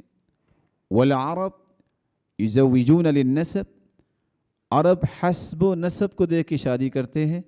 والمؤمنون یزوجون للتقوی, اور مومن ٹاپ پریورٹی پہ تقوی کو رکھتے ہیں. کہا پھر آپ جیسا مجھے تو نظر نہیں آیا, میں اپنی بیٹی کا نکاح آپ سے ہی کرتا ہوں. عبداللہ ابن المبارک اسی کے ہی بیٹے ہیں. راوی بیان کرتے ہیں مغرب کی نماز پڑھی, ذکر و اذکار کیے, سنتے پڑھی, دائیں بائیں دیکھا کوئی نہیں ہے, سجدے میں چلے گئے اور سر سجدے سے اس وقت اٹھایا جب عشاء کی اذان شروع ہو گئی. وہ بیان کرتے ہیں معرفت النفس ورعوناتها وتجنب تلك الرعونات. ادب کی اگر آپ نے بنیاد باندھنی ہے تو نفس کے اندر جو رعونت آ جاتی ہے انسان کی, حسن ہے تو تب گمنڈ آ گیا, مال ہے تو تب غرور آ گیا, اچھی ڈگری ہے تو اس پہ انسان اترانے لگ گیا, جسمانی طاقت ہے مضبوط ہے تو اس پہ جو ہے وہ اکھڑے مزاج والا بن گیا. جب تک ان رعونتوں کو ذبح نہیں کرتا اس وقت تک اس کے اندر ادب و آداب نہیں آتے. اسی اوچھے پن سے اپنے آپ کو, اکھڑے مزاج سے اپنے آپ کو دور کرنا ہوگا, تب جا کے اس کے اندر ادب و آداب کی یہ بیس بنے گی, جس کے بعد یہ رونقیں اسے نصیب ہوں گی جو دنیا میں کسی کو نصیب نہیں ہوتی. ادب کی لغوی اور اصطلاحی تعریف کے بعد دوسرا نقطہ, ادب کا موضوع کیا ہے. یہ جو ہم ادب و آداب پڑھیں گے, اٹھنے بیٹھنے کے ادبات, اور پھر تجارت کے آداب, اور پھر کسی کو ملنے کے آداب, دعوت کے آداب اور مختلف آداب, ان کا موضوع کیا ہے اصل میں؟ زندگی کے جملہ زاویوں میں خوبصورتی پیدا کرنا اور برمحل تصرف کرنے کی صلاحیت حاصل کرنا. میری زندگی کے جمیع معاملات کے اندر خوبصورتی آ جائے, اور زندگی کا کوئی بھی رویہ ہو مجھے پتہ ہو کہ یہاں میں نے کیا کرنا ہے. اور آج پڑھنے کے باوجود, ڈگریوں کے باوجود پتہ نہیں ہوتا کہ یہاں کیا کرنا ہے, کیا کرنا ہے؟ لوگ ایسے کرتے ہیں، لوگ یہ معیار نہیں ہے، معیار ہے اصول و ضوابط، ریگولیشنز کیا ہے، رولز کیا ہیں شریعت کے، اس کے مطابق جب آپ اپنے آپ کو ڈھالیں گے تو یہی ادب و آداب ہے، اور یہی آپ کو ہر قسم کی مصیبت سے اور معاشرے کو مصیبت سے بچانے کے لیے اصول ہے۔ تیسرا نقطہ، ادب کا ثمرہ اور فائدہ کیا ہے؟ ادبا بیان کرتے ہیں کہ ادب کا جو مرکزی فائدہ ہے وہ یہ ہے العقل الراجح، ایسی راست بازی والی عقل اللہ اسے عطا کر دیتے ہیں کہ اس سے نکلنے والے تخیلات، حاشیے تخیلات میں اٹھنے والے جذبات، وہ افکار، وہ نظریات، وہ اقوال، وہ اعمال اور معاملات سب کے سب خوبصورت ہوتے چلے جاتے ہیں۔ ایسی عقل الراجح، راجح عقل جو ہے وہ اللہ اسے عطا کرتے ہیں۔ اور بعض اہل علم کا کہنا ہے استعمال الخلق الجمیل فی کل موقف، بڑے سے بڑا مشکل موقف بھی آ جائے، مشکل سے مشکل حالات بھی آ جائیں، تو اس شخص کی رائے میں جو وزن ہوتا ہے، جو ویٹیج ہوتا ہے ادب و آداب سیکھنے والے کو، اس کے علاوہ وہ ویٹیج آپ کو کسی بھی انسان کی بات میں نظر نہیں آئے گا۔ ایک چوتھا نقطہ، علم و ادب جو ہے اس کی نسبت کیا ہے؟ کیا جس طرح قرآن و سنت ہے، جس طرح تفسیر اور حدیث ہے، جس طرح سائنسی علوم ہیں، ہر ایک کی اپنی اپنی جگہ حیثیت لوگ بیان کرتے ہیں، اس علم کی حیثیت کیا ہے جس کو ہم آداب اسلامیہ کہتے ہیں، اسلامی آداب کہتے ہیں، آداب زندگی کہتے ہیں۔ قرآن مجید پڑھنے سے پتہ چلتا ہے کہ انبیاء اور رسل جو 1,24,000 پیغمبر تھے، جن میں سے 315 رسول تھے، باقی سب انبیاء علیہم السلام تھے۔ رسول اس کو کہتے ہیں جو نئی شریعت لے کے آئے، نبی اس کو کہتے ہیں جو سابقہ شریعت کو ہی آگے لے کے چلے۔ ان تمام کے تمام انبیاء اور رسول کا بنیادی نقطہ، جو بنیادی ذمہ داری تھی، وہ قوم کی تربیت کرنا تھی۔ اس لیے رسول اللہ صلی اللہ علیہ وسلم کے جد امجد ابراہیم علیہ السلام نے دعا کی تھی ربنا وابعث فیہم رسولا من انفسہم رسولا منہم یتلو علیہم آیاتی ویزکیہم وَيُعَلِّمُهُمُ الْكِتَابَ وَالْحِكْمَةَ۔ اے اللہ ایسی ہستی کو مبعوث فرما ان میں جو انہیں تیری نشانیاں پڑھ پڑھ کے سنائیں، پھر ان کا تزکیہ کریں اور انہیں سکھائیں کہ زندگی کیسے گزارنی ہے۔ تو یزکیہم ایک نہیں 3 مرتبہ اللہ عز و جلال نے قرآن مجید میں اس بات کا تذکرہ کیا ہے، جس کا نتیجہ یہ ہے کہ قوم اور ملت کا تصفیہ، تنقیہ اور تزکیہ، یہ 3 مرحلوں پہ انبیاء نے کام کیا۔ یہ تزکیہ اور تصفیہ اور تنقیہ کیا ہوتا ہے؟ تصفیہ سے مراد یہ ہے ہر وہ فکر، ہر وہ بات، ہر وہ عمل جو شریعت کے مخالف ہو، متحارب ہو، متصادم ہو، اس سے انسان کو پاک کر دینا، تصفیہ۔ اور تنقیہ کیا ہے کہ جب برائیاں اس سے دور کر دی جائیں گی تو اس کے اندر چمک اور دمک پیدا کرنے کے لیے تسلسل کے ساتھ فالو اپ کرنا کہ یہ ہو رہا ہے، ہاں ہو رہا ہے۔ اور تزکیہ اسی تنقیہ کے نقوش کو گہرا کرنے کے لیے ایسا پیوریفیکیشن کا نظام انبیاء نے دیا کہ اگر اللہ کے رسول نہیں بھی ہیں تو وہ کرتے نظر آتے ہیں جو اللہ کے رسول نے انہیں سکھایا تھا۔ آج استاد کو یہ تو خوشی ہوتی ہے میرے سامنے بیٹھ کے بچہ پڑھ رہا ہے، اصل تنقیہ اور تصفیہ اور تزکیہ کیا ہے؟ استاد نہیں ہیں، والد نہیں ہیں، فوت ہو گئے ہیں، وہ چمکتا ستارہ دنیا کے کونے کونے میں جہاں روشنیاں بکھیرتا پھرتا ہے، وہاں وہ والد وہاں وہ استاد کی خواہشات سے بڑھ کے نیکیاں کرتا نظر آئے. یہ تصفیہ اور تنقیہ اور تزکیہ ایک ایک صحابی کا رسول اللہ صلی اللہ علیہ وسلم نے کیا، جس سے ایک مثالی معاشرہ وہ سامنے آیا، اور اسی کو ریاست مدینہ کہا جاتا. اللہ تعالیٰ نے اس کے بارے میں وصیت جب کر دی ہے تو اس سے بڑی بات ہی کوئی نہیں. قُوا أَنفُسَكُمْ وَأَهْلِيكُمْ نَارًا، جس کی تفسیر میں مجاہد ابن جبر بیان کرتے ہیں، اور یہ وہ مجاہد ابن جبر ہیں جنہوں نے 3 مرتبہ ایک ایک آیت کر کے عبداللہ ابن عباس رضی اللہ تعالیٰ عنہ سے پورے قرآن کی تفسیر پڑھی. سب سے اوتھینٹک تفسیر اگر دنیا میں اس وقت ہے تو وہ مجاہد ابن جبر کے طریق سے ہے اور سعید بن جبیر کے طریق سے ہے، جو عبداللہ ابن عباس اور انہوں نے اللہ کے رسول صلی اللہ علیہ وسلم سے سیکھی. قرآن مجید کے اندر متعدد آیات ہیں جس میں اللہ ذوالجلال نے ان آداب کو بیان کیا ہے جن کا خیال نہیں کیا جاتا. میں چند مثالیں سے پیش کروں گا صرف یہ سمجھانے کے لیے اور سمجھنے کے لیے کہ ہم کہاں کھڑے ہیں. لا تدخلوا بیوتا غیر بیوتکم حتی تستأنسوا وتسلموا علی اہلها. ایمان کا دعویٰ کرنے والو، جب تم کسی دوسرے کے گھر جاؤ تو جب تک انس پیدا نہ کر لو اس وقت تک کسی کے گھر داخل نہ ہو.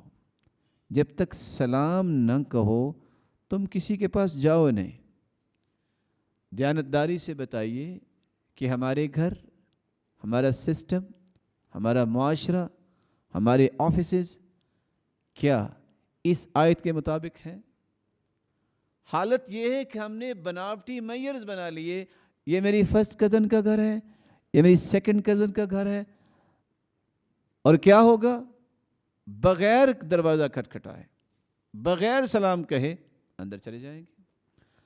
اور شریعت اتنی حساس ہے کہ مومن کی عزت اتنی قیمتی ہے کہ کوئی بغیر اجازت تمہارے گھر جھانک لے، آنا تو بہت دور کی بات، اور اگر آپ پتھر مار کے یا لوہے کی سلاخ مار کے اس کی آنکھ نکال دیں تو گناہ نہیں ہوگا. خود اللہ کے رسول صلی اللہ علیہ وسلم بیٹھے تو آپ کو محسوس ہوا کہ کسی نے دیکھا دروازے سے. آپ صلی اللہ علیہ وسلم نے فرمایا لوہے کی کنگھی میرے پاس ہے، اگر مجھے پتہ چل جاتا میں تیری آنکھ نکال دیتا. اور ادھر حالت یہ ہے سلف صالحین نے جو ادب سکھائے. امام اوزاعی سے کسی نے پوچھا ما حد الطفل الذي يستأذن، بچے کی عمر کتنی ہونی چاہیے کہ اسے یہ ادب سکھا دیا جائے بیٹا کسی کے پاس جانا ہے تو اجازت لے کے جانا ہے. کتنی عمر میں سکھانا چاہیے؟ قال 4 سنین، 4 سالہ بچہ ہو جائے تو اسے یہ ادب سکھا دینا چاہیے بیٹا کسی کے گھر اجازت کے بغیر نہیں جاتے. آج 40 سالہ بچے بھی بغیر اجازت کے جاتے ہیں. ٹو بی فرینک، آج 40 سالہ بچوں کو بھی یہ توفیق نہیں ہوتی کہ ہم جا کے سلام ہی کہہ دیں. حالانکہ حدیث یہ کہتی ہے لا تأذنوا لمن لم يبدأ بالسلام، جو آپ کو سلام نہیں کہتا اور آپ کے پاس آنا چاہتا اسے آپ اپنے پاس آنے کی اجازت نہ دو. اس 40 سالہ بچے کو بھی آج یہ ادب نہیں آیا، وہ کال بھی کرے گا سلام نہیں کرے گا، وہ ہیلو ہی کہے گا. جبکہ حدیث یہ کہتی ہے من بدأ بالکلام قبل السلام فلا تجیبو، جو بات کرنا چاہتا ہے تم سے سلام نہیں کرتا اس کو جواب نہ دو. آپ کر کے دیکھیں، اگر آپ کسی کا فون آئے اور جواب نہ دیں تو اس سے بڑا مسئلہ بن جائے گا کہ لو میں نے کال کی اس نے جواب نہیں دیا، اس لیے کہ یہ ادب و آداب انہوں نے سنے ہی نہیں ہیں، اور اگر سنے ہیں تو ان کی عظمت ان کے سامنے آشکار ہی نہیں ہوئی. رسول اللہ صلی اللہ علیہ وآلہ وسلم نے یہی صحابہ کو سکھایا. کسی کے گھر جانا ہے کبھی دروازے کے سامنے کھڑے ہو کے مت کھٹکھٹائیے. یہ ایک اگلا مرحلہ ہے.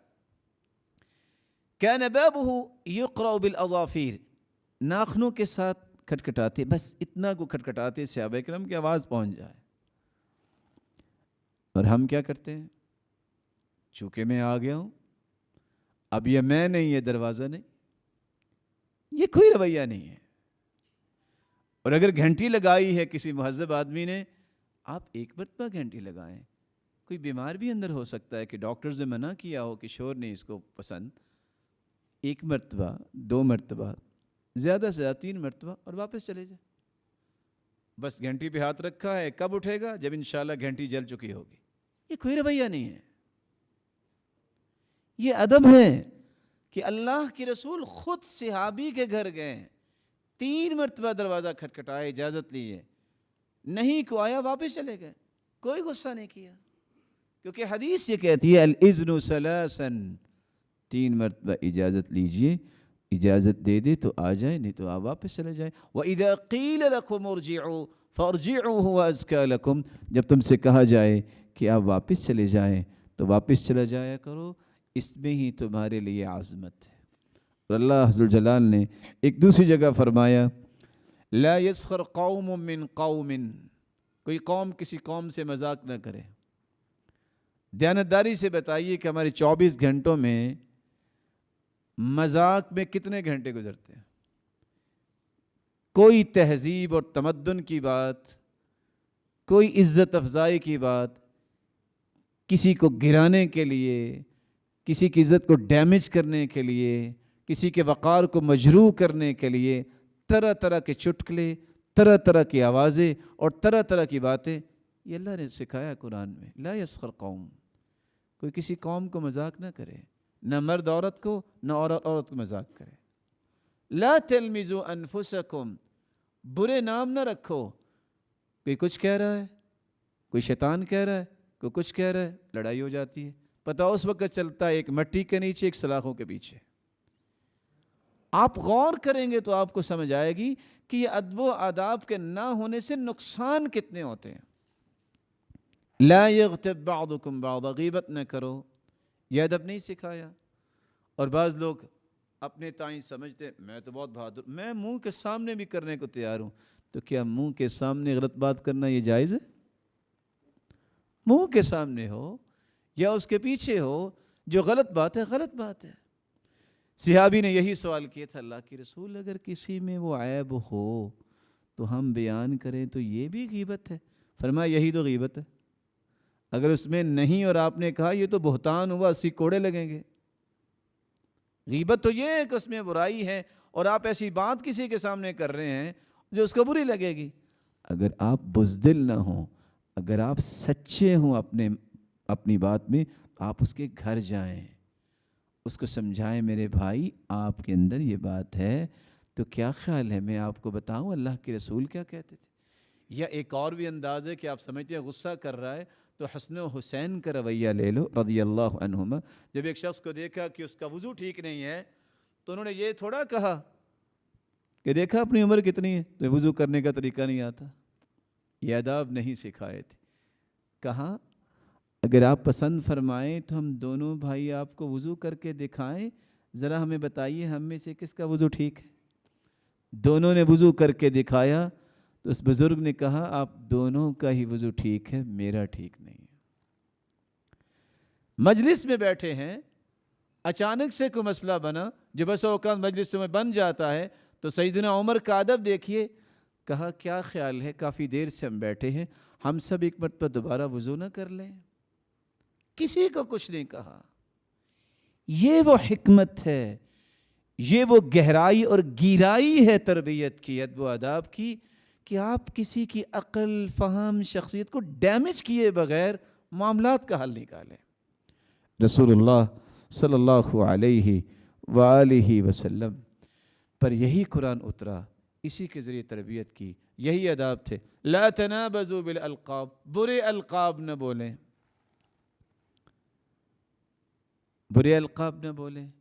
یہاں بیٹوں کو بھی، باپ کو بھی، بھائیوں کو بھی، دوستوں کو بھی، رشتہ داروں کے تو نام رکھیں. اچھا وہ شیطان آ گیا، استغفر اللہ، شیطان، اور پھر وہ آپ کا رشتہ دار، تو آپ کیا ہوئے پھر؟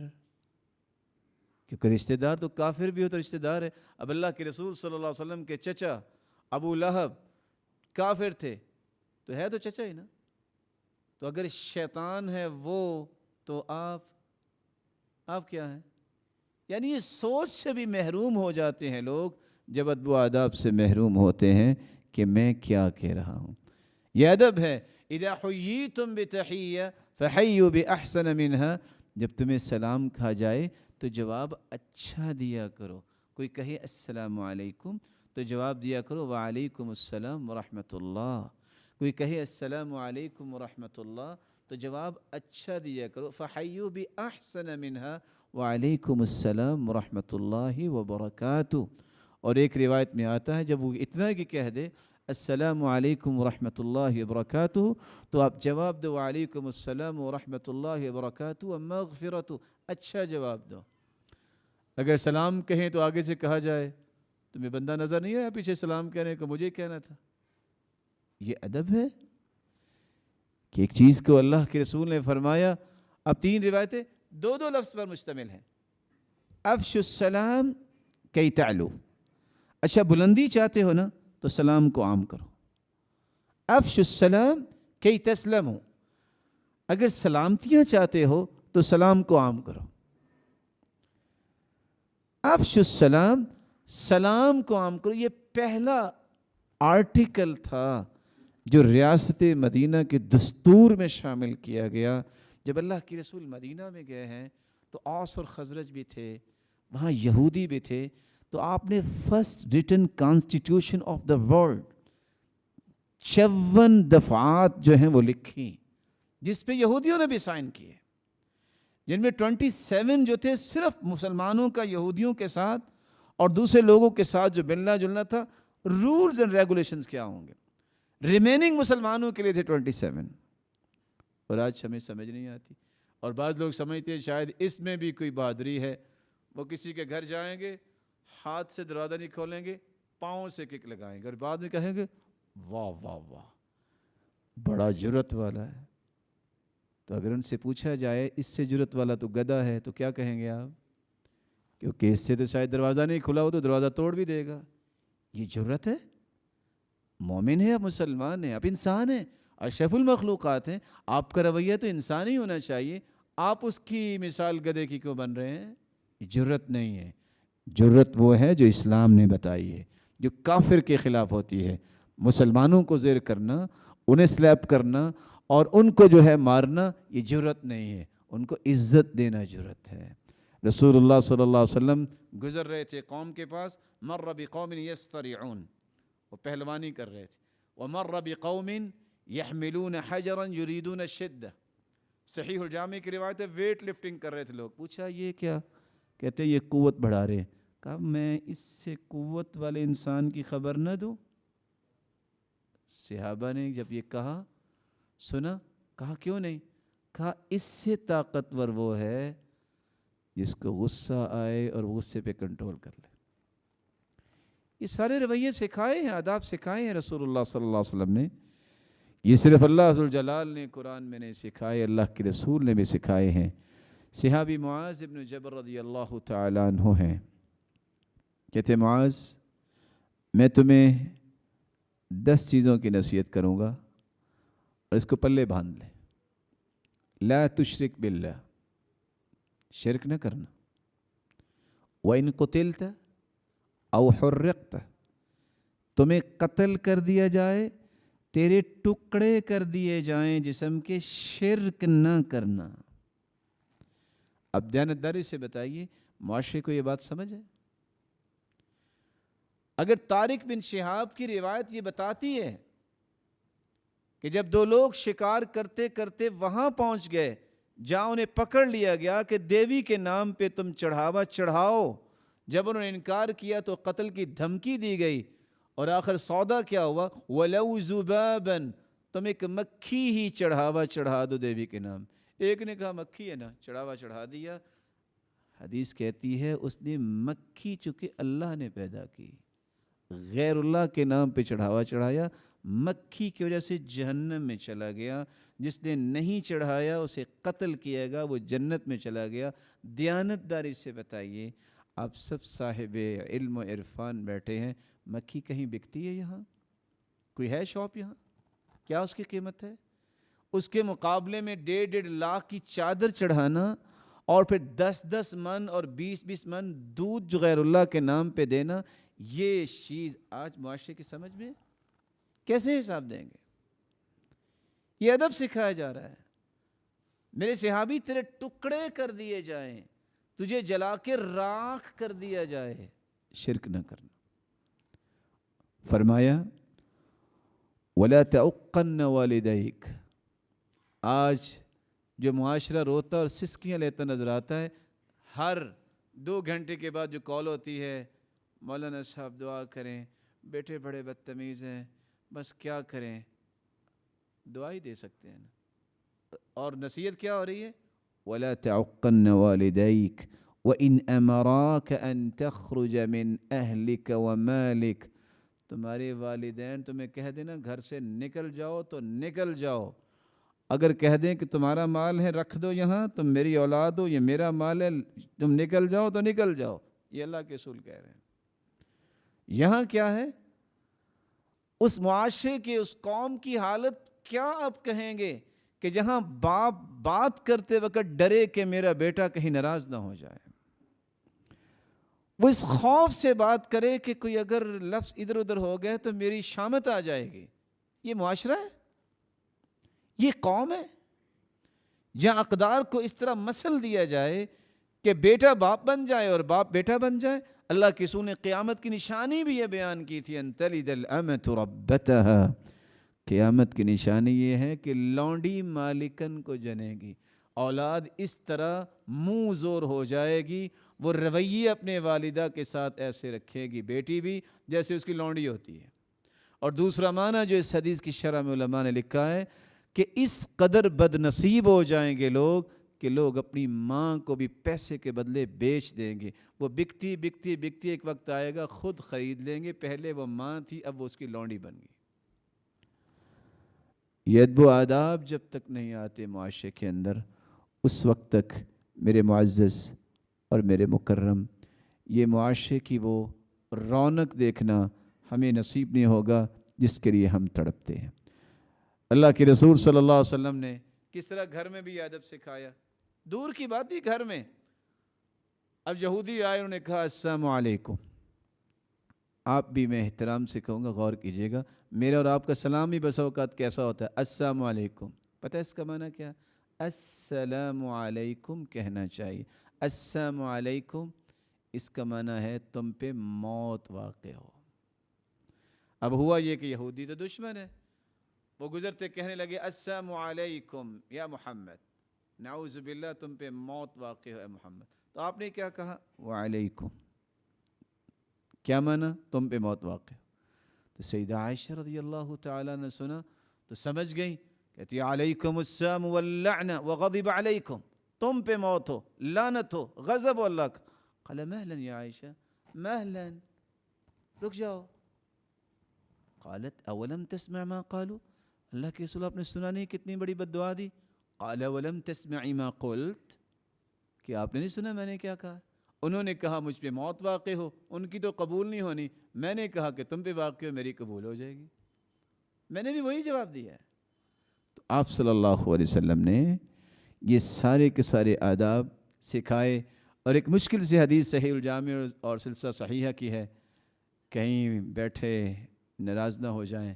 حدیث کے الفاظ ہیں علق الصوت حیث یراہ اہل البیت فانہ ادب لہم.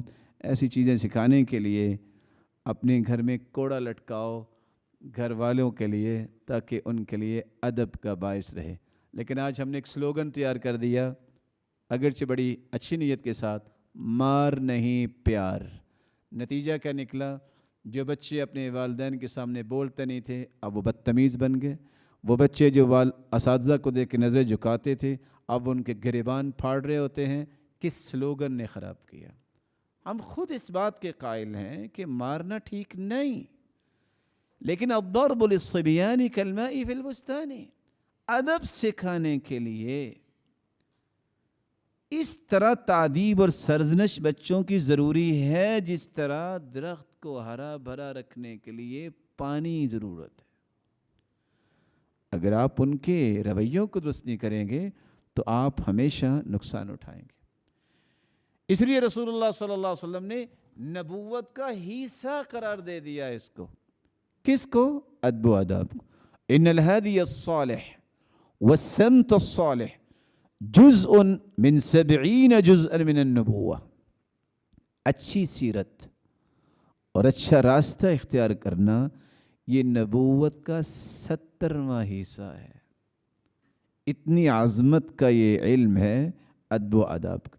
اور آپ صلی اللہ علیہ وآلہ وسلم نے دوسری حدیث میں مزید بہتری پیدا کی. فرمایا ان السمت الصالح والهدي الصالح والاقتصاد جزء من 25 جزءا من النبوة. یہ نبوت کا 25واں حصہ ہے. بلکہ آپ صلی اللہ علیہ وآلہ وسلم نے صحابہ کرام کا یہ امتیازی رویہ بنایا کہ ان کے اندر ادب و آداب ہے. رسول اللہ صلی اللہ علیہ وآلہ وسلم کے صحابہ وہ ان ادب و آداب کے صفِ اول کے شہسوار تھے. اس لیے امام ابن القیم فرماتے ہیں الادب هو الدین کلہ. ادب یہ سارے کا سارا دین ہی تو ہے. اور علماء امت نے اس لیے صحابہ کی زندگیاں پڑھی، سمجھی، سوچا اور یہ فیصلہ دے دیا علم سے پہلے ادب سیکھا جائے.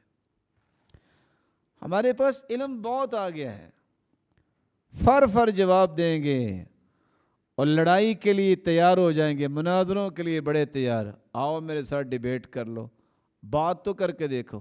ادب نہیں آئے گا. سلف کا یہ رویہ تھا تأدبوا ثم تعلموا. یہ کون کہہ رہے ہیں؟ عمر رضی اللہ تعالیٰ عنہ. علم سیکھنے سے پہلے ادب سیکھو. امام ابو عبداللہ بلخی بیان کرتے ہیں ادب العلم اکثر من العلم. میں اور آپ علم کے اتنے محتاج نہیں ہیں جتنے ادب کے محتاج ہیں. سلف صالحین اپنے اولاد کو یہ نصیحت کیا کرتی یا بنی لأن تتعلم بابا من الادب احب الی من ان تتعلم 70 بابا من ابواب العلم. بیٹا تم ایک ادب سیکھ کے آ جاؤ گے نا، وہ مجھے زیادہ اچھا لگے گا کہ تم 70 علم کے باب تو سیکھ لو لیکن تمہارے اندر ادب نہ آئے. امام زہری فرماتے ہیں جو امام بخاری کے استاد ہیں كنا نأتي العالم فما نتعلم من أدبه أحب إلي من علمه. ہم جب بھی اپنے اساتذہ کے پاس جاتے تو علم سے زیادہ ان سے ادب سیکھتے. آج ادب کیا سکھائیں گے؟ عبداللہ ابن مبارک کی بات پھر مجھے یاد آ گئی. وہ کہا کرتے تھے طلبت الادب 30 سنہ وطلبت العلم 20 سنہ. لوگوں میں نے 30 سال پہلے ادب سیکھا، پھر 20 سال میں نے علم سیکھا. وَكَانُوا يَتَعَلَّمُونَ وَيَطْلُبُونَ الْأَدَبَ قَبْلَ الْعِلْمِ. اور میں نے اپنے اساتذہ کو دیکھا وہ ہمیشہ علم سے پہلے ادب کا مطالبہ کرتے اور اسے سیکھا کرتے تھے. حیرانگی کی بات یہ ہے کہ امام احمد بن حنبل رحمہ اللہ اور امام سفیان ثوری نے کیسی عجیب بات کر دی. وہ کہاں کرتے تھے کان الرجل اذا اراد ان یکتب الحدیث. ہمارے زمانے میں کوئی حدیث پڑھنا چاہتا، لکھنا چاہتا، تأدب وتعبد قبل ذلك ب20 سنہ. اس سے پہلے 20 سال ادب سیکھتا اور عبادت کے اندر جو ہے اپنے آپ کو لگاتا، تب جا کے وہ محدثین کی صف میں شامل ہوتا. آج حدیث بیان کرنے والا حدیث بیان کر رہا ہوگا، PhD بھی کی ہوگی، گالیاں بھی دے رہا ہوگا اور طرح طرح کی باتیں بھی کر رہا ہوگا. یہ ادب ہے؟ جھوٹ بھی بول رہا ہوگا اللہ کے رسول پہ، من گھڑت قصے بھی سنا رہا ہوگا، کہانیاں بھی پیش کر رہا ہوگا. یہ ادب ہے علم کا؟ رسول اللہ صلی اللہ علیہ وسلم کا دین جنہوں نے سمجھا ہے اس کی بات سمجھیے. 5000 لوگ ایک ایک وقت میں امام احمد بن حنبل کے سامنے بیٹھ کے پڑھتے تھے. کتنے ہزار؟ میں نے 500 نہیں کہا، 5000. شاید کہ آپ کو یہ علم ہی ہوگا، نہیں تو میں عرض کیے دیتا ہوں. امام احمد بن حنبل جب فوت ہوئے تو 2.5 ملین لوگوں نے اس کا جنازہ پڑھا تھا. اس دور کی بات کر رہا ہوں.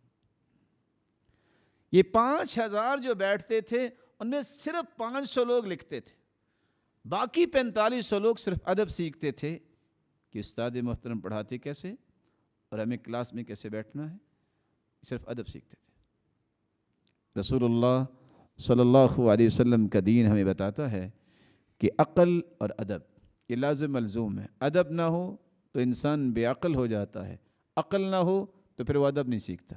لا ادب الا بعقل ولا عقل الا بادب، جس سے عقل کے ساتھ ادب نہیں ہے وہ عقل نہیں رہتی، وہ کبھی معقول آپ کو بات نہیں بتائے گا۔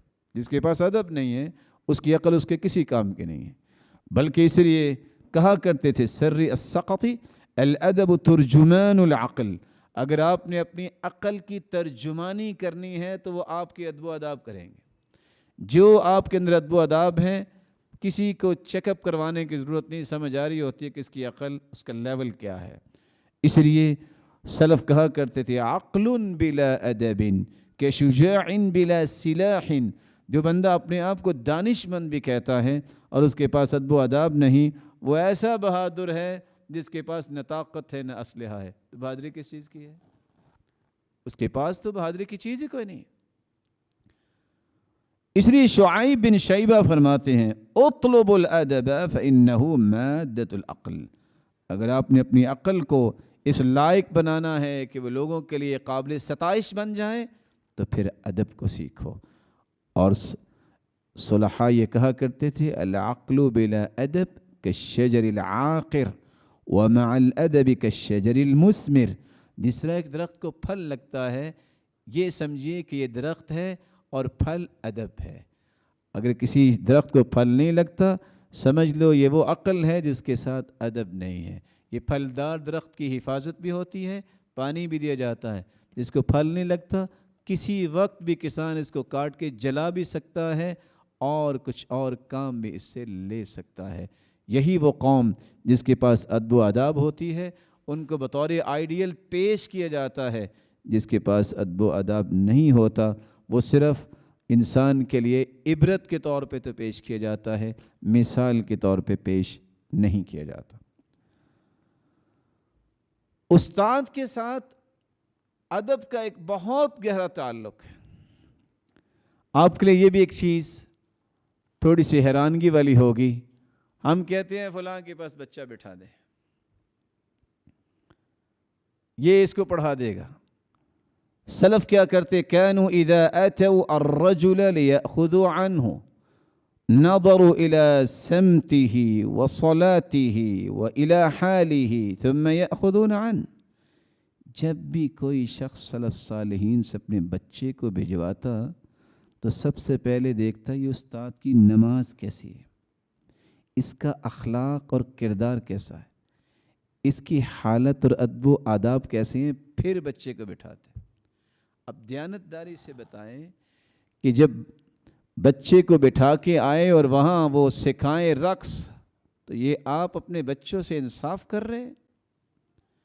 ایک شخص اپنے بچے کو چھوڑنے آیا ہے، دیکھا کہ استاد نے جوتی پہنتے وقت بایاں پاؤں پہلے پہنا ہے، سنت کیا ہے وَلْيَكُنِ الْيُمْنَ أَوَّلَهُمَا تُنْعَلْ وَآخِرَهُمَا تُنْزَعْ، ادب یہ ہے جوتی میں پاؤں پہلے دایاں ڈالتے ہیں، جب اتارتے ہیں تو بایاں پاؤں پہلے اتارتے ہیں۔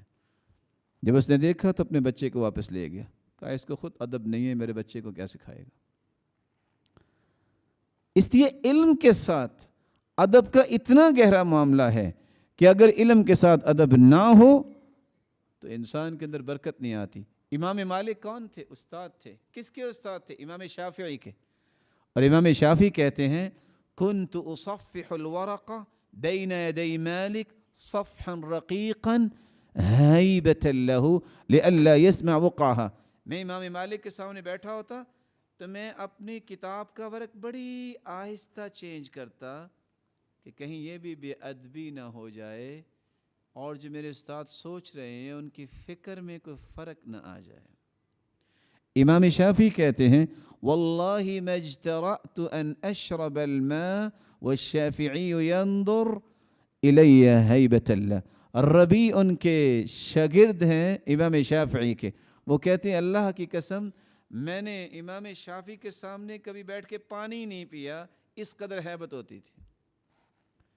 اور آج کے استاد شاگرد ذرا دانش گاہوں میں چکر لگائیں، کالجز یونیورسٹیوں میں جہاں نام نہاد علم والے پیدا ہوتے ہیں، وہاں استاد گزر رہا ہے، شاگرد سیٹیاں مار رہے ہیں، استاد جا رہا ہے اور وہ کس طرح ان سے مخاطب ہے جیسے کسی غلام کے ساتھ مخاطب ہے۔ یہ دانش نہیں ہے۔ سوچئے اس وقت قوم کدھر جا رہی ہے، اور ان ادب و آداب سے ناواقف قوم کل کو کیا کر سکے گی۔ اور ہم اپنی اولادوں کو جب تک یہ ادب نہیں سکھاتے، ہم ان سے کیا کل کو کروا سکیں گے۔ اس لیے امام مالک جب ان کی ماں انہیں تیار کر کے بھیجتی، پگڑی باندھتی اور جانے سے پہلے کہتی ہے مالک خذ من شیخک الادب قبل العلم، بیٹا علم سے پہلے استاد سے بیٹا ادب سیکھنا۔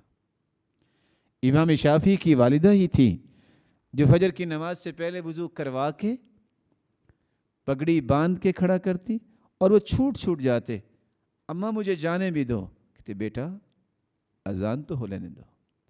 یہ کون سا ادب ہے کہ بیٹا 8 بجے تک سویا ہوا ہے اور اٹھانے کی جرت نہیں ہے والدین میں کہ وہ دروازہ نہیں کھٹکھٹا سکتے، وہ اس کو کہہ نہیں سکتے کہ اٹھ کے نماز پڑھو۔ یہ معاشرہ تو نہیں ہے نا۔ والدین کے اندر اتنا خوف جب آ جائے گا تو قوم کیسے بنے گی؟ شیخ ابن باز رحمۃ اللہ علیہ سے پوچھا ایک ماں نے کہ میرا بیٹا اٹھتا نہیں ہے، کہا تم ٹھیک نہیں کہہ رہی، کہا میں روزانہ اٹھاتی ہوں نہیں اٹھتا، کہا نہیں مجھے ایک بات بتاؤ، جس کمرے میں سو رہا ہے اگر آگ لگ جائے تو کیا کرو گی؟ کہا جرہ جرہ، میں کھینچ کے نکالوں گی۔ کہا اچھا، دنیا کی آگ سے بچانے کے لیے کھینچ کے نکالو گی اور جہنم کی آگ سے بچانے کے لیے تمہیں سوچ نہیں آ رہی؟ ان رویوں کو درست کرنا ہوگا۔ اگر میرے مرنے کے بعد میرا بچہ ہاتھ اٹھا کے دعا کرنے کے قابل نہیں تو میں نے کیا دیا اس کو پتہ نہیں ہے کہ باپ کو غسل کیسے دینا ہے، وہ میری میت کو سامنے رکھ کے جنازہ پڑھانے کے قابل نہیں ہے، میں نے کروڑوں روپے اس کی ڈگریوں پہ لگائے ہیں، سب غرق کیے ہیں، کوئی فائدہ نہیں ہے اس کا، کیونکہ یہ سب کچھ یہاں رہ جانا ہے۔ ایک ایسی زندگی جو ہے جو ٹریلین جو ہے سال نہیں، اس سے بھی زیادہ لامحدود سالوں کی زندگی ہے جہاں ختم نہیں ہونی، کبھی اس کے بارے میں بھی ہمیں فکر کرنا چاہیے۔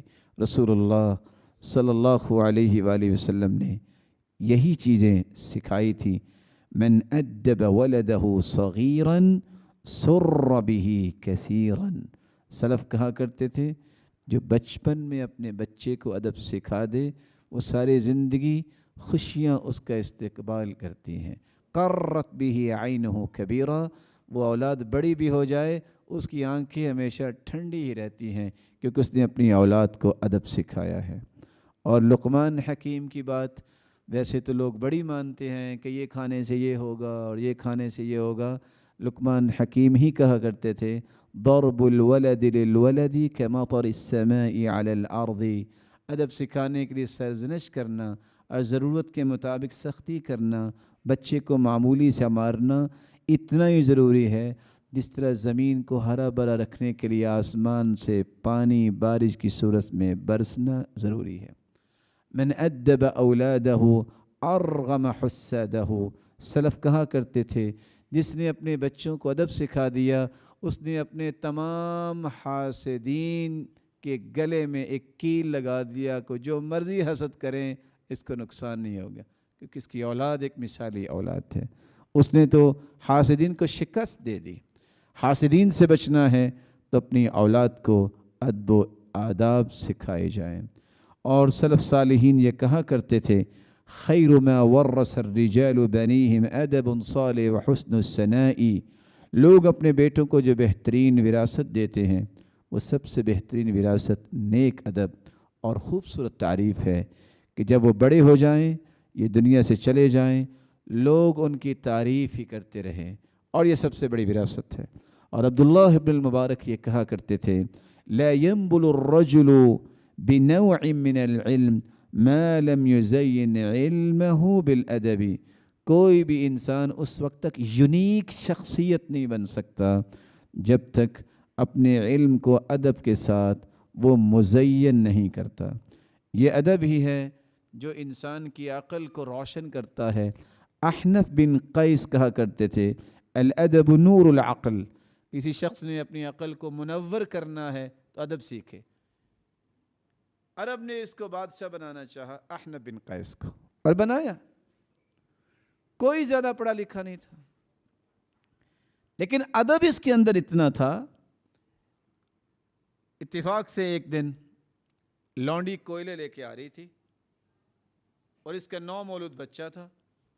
لونڈی گزری، اس کے ہاتھ سے انگیٹھی گر گئی، کوئلے گرے، آن دا اسپاٹ بچہ فوت ہو گیا، اور وہ خود فوت ہو گئی، اور وہ لونڈی بے ہوش ہو گئی۔ بچہ فوت ہوا اور لونڈی بے ہوش اس لیے ہوگی کہ اب میرا کیا بنے گا۔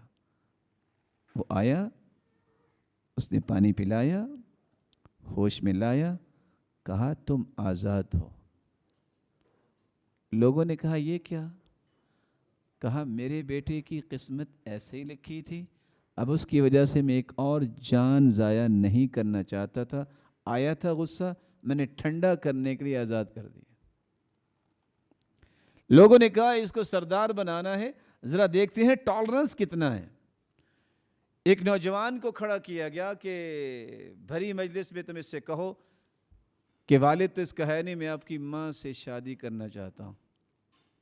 احنف بن قیس سنا، میں سوچتا تھا کہ آج اگر کسی کو بھری مجلس میں کہہ دیا جائے تو جہاں کھڑا ہے وہاں ہی دفنا دیں گے۔ کہا بیٹا اس طرح کی باتیں مجالس میں نہیں ہوتی، جو ان کی بات کا ترجمہ ہے آپ اس کے لیے گھر تشریف لائیے۔ کہا نہیں ابھی جواب دیں۔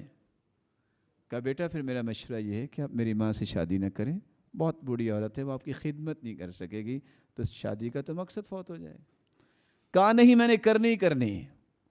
کہا اچھا پھر آپ کو جانتے ہیں نا کہ جو کنواری عورت ہوتی ہے اس سے اجازت لی جاتی ہے، اور جو شادی شدہ مطلقہ جو متوفی عنہا زوجہا بیوہ ہوتی ہے اس کی رائے کا بھی احترام ہوتا ہے۔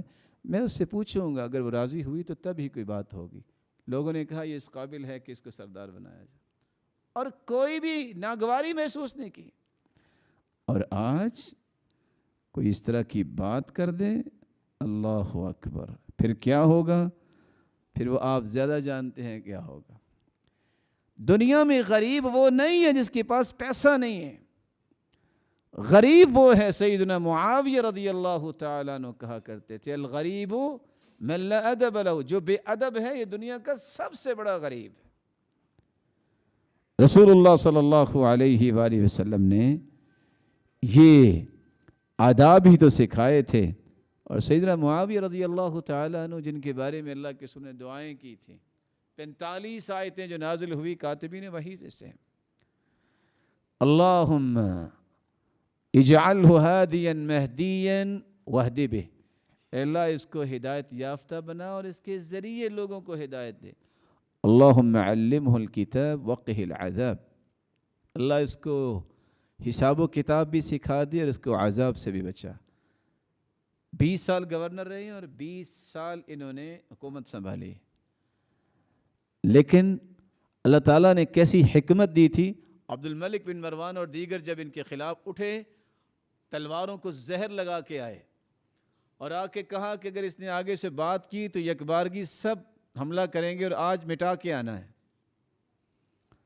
اور سیدنا معاویہ رضی اللہ تعالیٰ عنہ جس نے آداب سیکھے تھے اللہ کے رسول سے اور کبار صحابہ سے، جب انہوں نے آ کے بات کی مسکرا دیے، انہوں نے اور سخت باتیں کی مسکرا دیے، اور جواب کیا دیا؟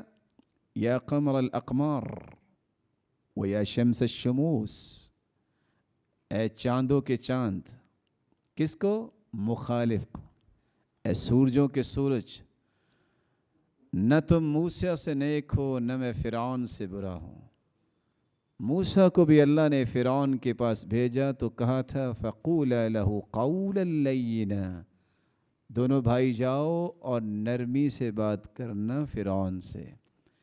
یہ وہ کلمات تھے حکمت کے اور آداب تھے کہ کہا کہ ہم پوری زندگی آپ کے خلاف آئندہ سے بات نہیں کریں گے۔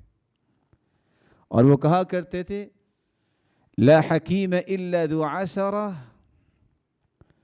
لا حکیم الا ذو تجربہ ولا حلیم الا ذو عسرہ، جس کو تھپیڑے نہیں پڑتے معاشرے میں، اس کے اندر بردباری نہیں آتی۔ پہلے دن بندہ بردبار نہیں بنتا، پہلے دن تو بڑی اس کے اندر نخوت ہوتی ہے، نیا پڑ جائے، نئی ڈگری مل جائے، نیا منصب مل جائے، کوئی چیز مل جائے، اچھل ابل کے اکھڑا مزاج بنتا ہے، یہ معاشرہ اس کو گھڑتا ہے، وقت لگتا ہے اس پہ۔ ولا حکیم الا ذو تجربہ، جس کے تجربات نہیں ہیں اس کے دماغ اور اس کی زبان سے حکمت آپ کو نظر نہیں آئے گی۔ یہ حکمت و دانائی ہمیشہ تجربات کے بعد ملتی۔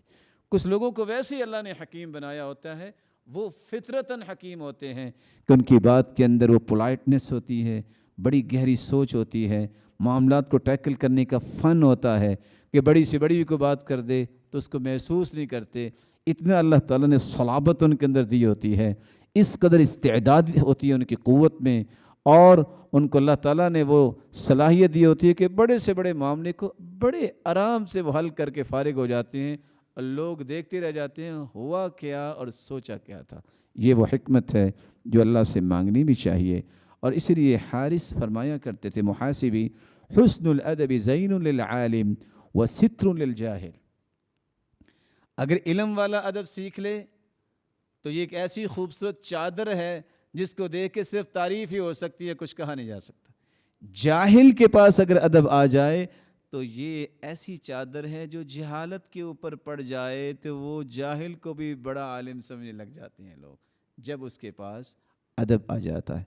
عبد الملک بن مروان کہا کرتے تھے، جن نے اپنے بیٹوں کو وصیت کی، علیکم بطلب الادب، میرے بیٹو زندگی میں ادب نہ چھوڑنا، فإنکم ان احتجتم الیہ کان لکم مالا، تمہارے پاس کوئی مال بھی نہ ہوا، ادب ہوا تو یہ بہت بڑا مال ہوگا، وان استغنیتم عنہ کان لکم جمالا، اگر مال تمہارے پاس آ گیا تو یہ مال کو خوبصورت بنانے کے لیے یہ ادب آپ کے کام آئے گا۔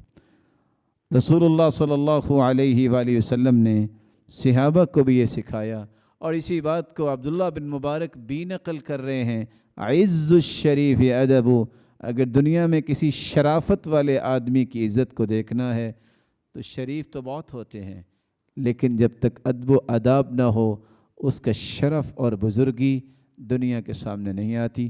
ادب ہی ہے جس کی شرافت کو چار چاند لگاتے ہیں۔ ابن مقفع بیان کرتے ہیں، لوگ مال کے ساتھ عزت حاصل کرتے ہیں، لوگ منصب کے ساتھ عزت حاصل کرتے ہیں، کسی کے پاس مال بھی نہ ہو، منصب بھی نہ ہو، پھر بھی اگر عزت والا دیکھنا ہے تو وہ ہے جس کو اللہ نے علم و آداب سے، جس کو ادب و آداب سے نواز رکھا ہے۔ بلکہ آپ حیران ہوں گے، داؤد بن رشید کہتے تھے، سردار بننے کی خواہش تو ہر ایک میں پنپتی رہتی ہے، انسان ہے، لیکن سرداری چار چیزوں کے بغیر نہیں ملتی۔ پہلی چیز الادب، جس کے اندر ادب و آداب نہیں وہ سردار اور لیڈر نہیں ہو سکتا، اور جو اچھی رعایا نہیں ہوتی وہ اچھا لیڈر بھی نہیں ہوتا، کیونکہ اس کے اندر یہ صلاحیت نہیں ہے کہ میں نے اس رعایا کو لے کے کیسے چلنا ہے۔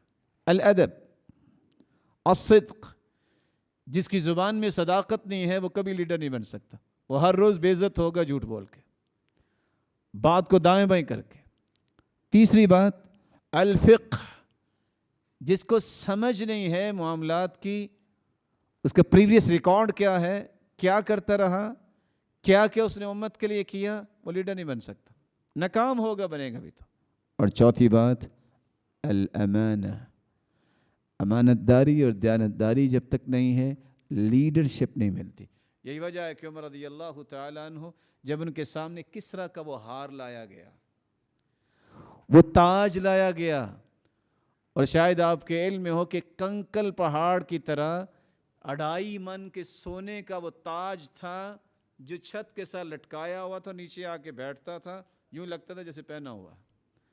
جب لایا گیا تو ایک بھی موتی اس سے الگ نہیں تھا، سب کچھ دیکھ کے کہتے ہیں یہ لانے والا بہت امانت دار ہے۔ بول کے صحابہ کہتے ہیں جب ان کا خلیفہ اور امیر امانت دار ہے تو قوم کیسے امانت دار نہیں ہوگی؟ ایسے ہی ہوتا ہے۔ لیڈرشپ کے لیے سچ، صداقت، دیانت، سمجھ اور فہم اور ادب و آداب جب تک نہیں ہوں گے لیڈرشپ نہیں ملتی اور نہ ہی انسان کبھی کامیاب ہو سکتا. یہی وجہ ہے کہ آزاد کیا ہے سیدنا بلال کو ابو بکر صدیق رضی اللہ تعالیٰ عنہ نے. غلام ہے, رنگ بھی کالا ہے, ایسے آداب سیکھے کہ سیدنا ابو بکر خود کہہ رہے ہیں بلال سیدنا, بلال ہمارا سردار ہے. حالانکہ انہوں نے آزاد کیا ہے, پیسے دیے ہیں, وہ چلتے زمین پہ تھے, ان کے قدموں کی آہٹ جنت میں سنائی دیتی تھی. کیا راز تھا؟ وہ ادب و آداب تھے جس کی آج مجھے اور آپ کو ضرورت ہے. ادب بارع ولسان قاطع. سیدنا عمرو بن عاص رضی اللہ تعالی عنہ, جب کسی نے پوچھا کہ مروت کا کیا معنی ہے, جس کو آج لوگ لفظ استعمال کرتے ہیں, رواداری ہونی چاہیے, رواداری ہونی چاہیے. رواداری کیا ہے؟ تو سیدنا عمرو بن عاص رضی اللہ تعالیٰ عنہ نے کہا تھا ادب بارع, ایسا ادب جو لوگوں کو خوش کر دے. ولسان قاطع, اور ایسی سماحت, ایسی فلیکسبلٹی کہ انسان اصول پہ کمپرومائز نہ کرے, لیکن کسی برائی کا بدلہ برائی سے نہ دے, اچھائی سے دے.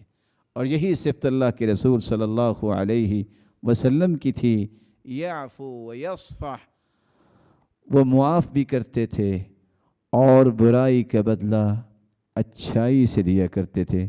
عبداللہ ابن المبارک رحمہ اللہ فرمایا کرتے تھے من تہاون بالادب, جو سستی اختیار کرتا ہے ادب سیکھنے میں, عوقب بحرمان النوافل, اللہ اسے سب سے پہلے سزا کے طور پہ نوافل چھین لیتے.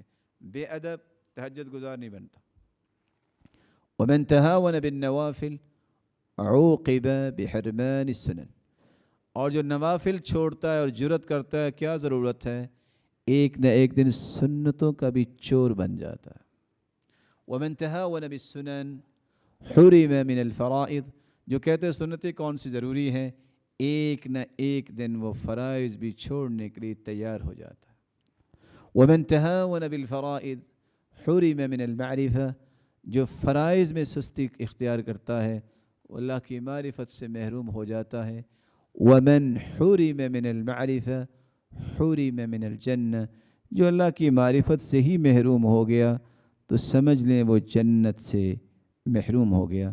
اللہ ذوالجلال سے دعا ہے کہ اللہ ذوالجلال یہ سارے آداب جو اللہ اور اس کے رسول نے سکھائے ہیں انہیں سیکھ کر ان کے مطابق زندگی گزارنے کی توفیق عطا فرمائے, اور ان خوبصورت اور مثالی رویوں کو اپنی اولادوں تک پہنچانا اور اپنی نسلوں تک پہنچانے کی پلاننگ کی بھی توفیق عطا فرمائے, اور اپنے معاشرے کو ان خوبصورت آداب کے ساتھ رنگنے کی بھی توفیق عطا فرمائے.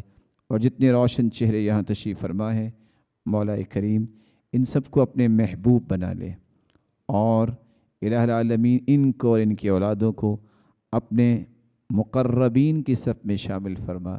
اور جس طرح یہاں دین کے لیے جمع ہیں, مولا کریم ان کو جنت الفردوس میں والدین اور اولادوں کے ساتھ جمع فرما, اور اپنے محبوب کا ساتھ نصیب فرما, اور اپنے دیدار کا مستحق بنا. وآخر دعوانا الحمد للہ رب العالمین.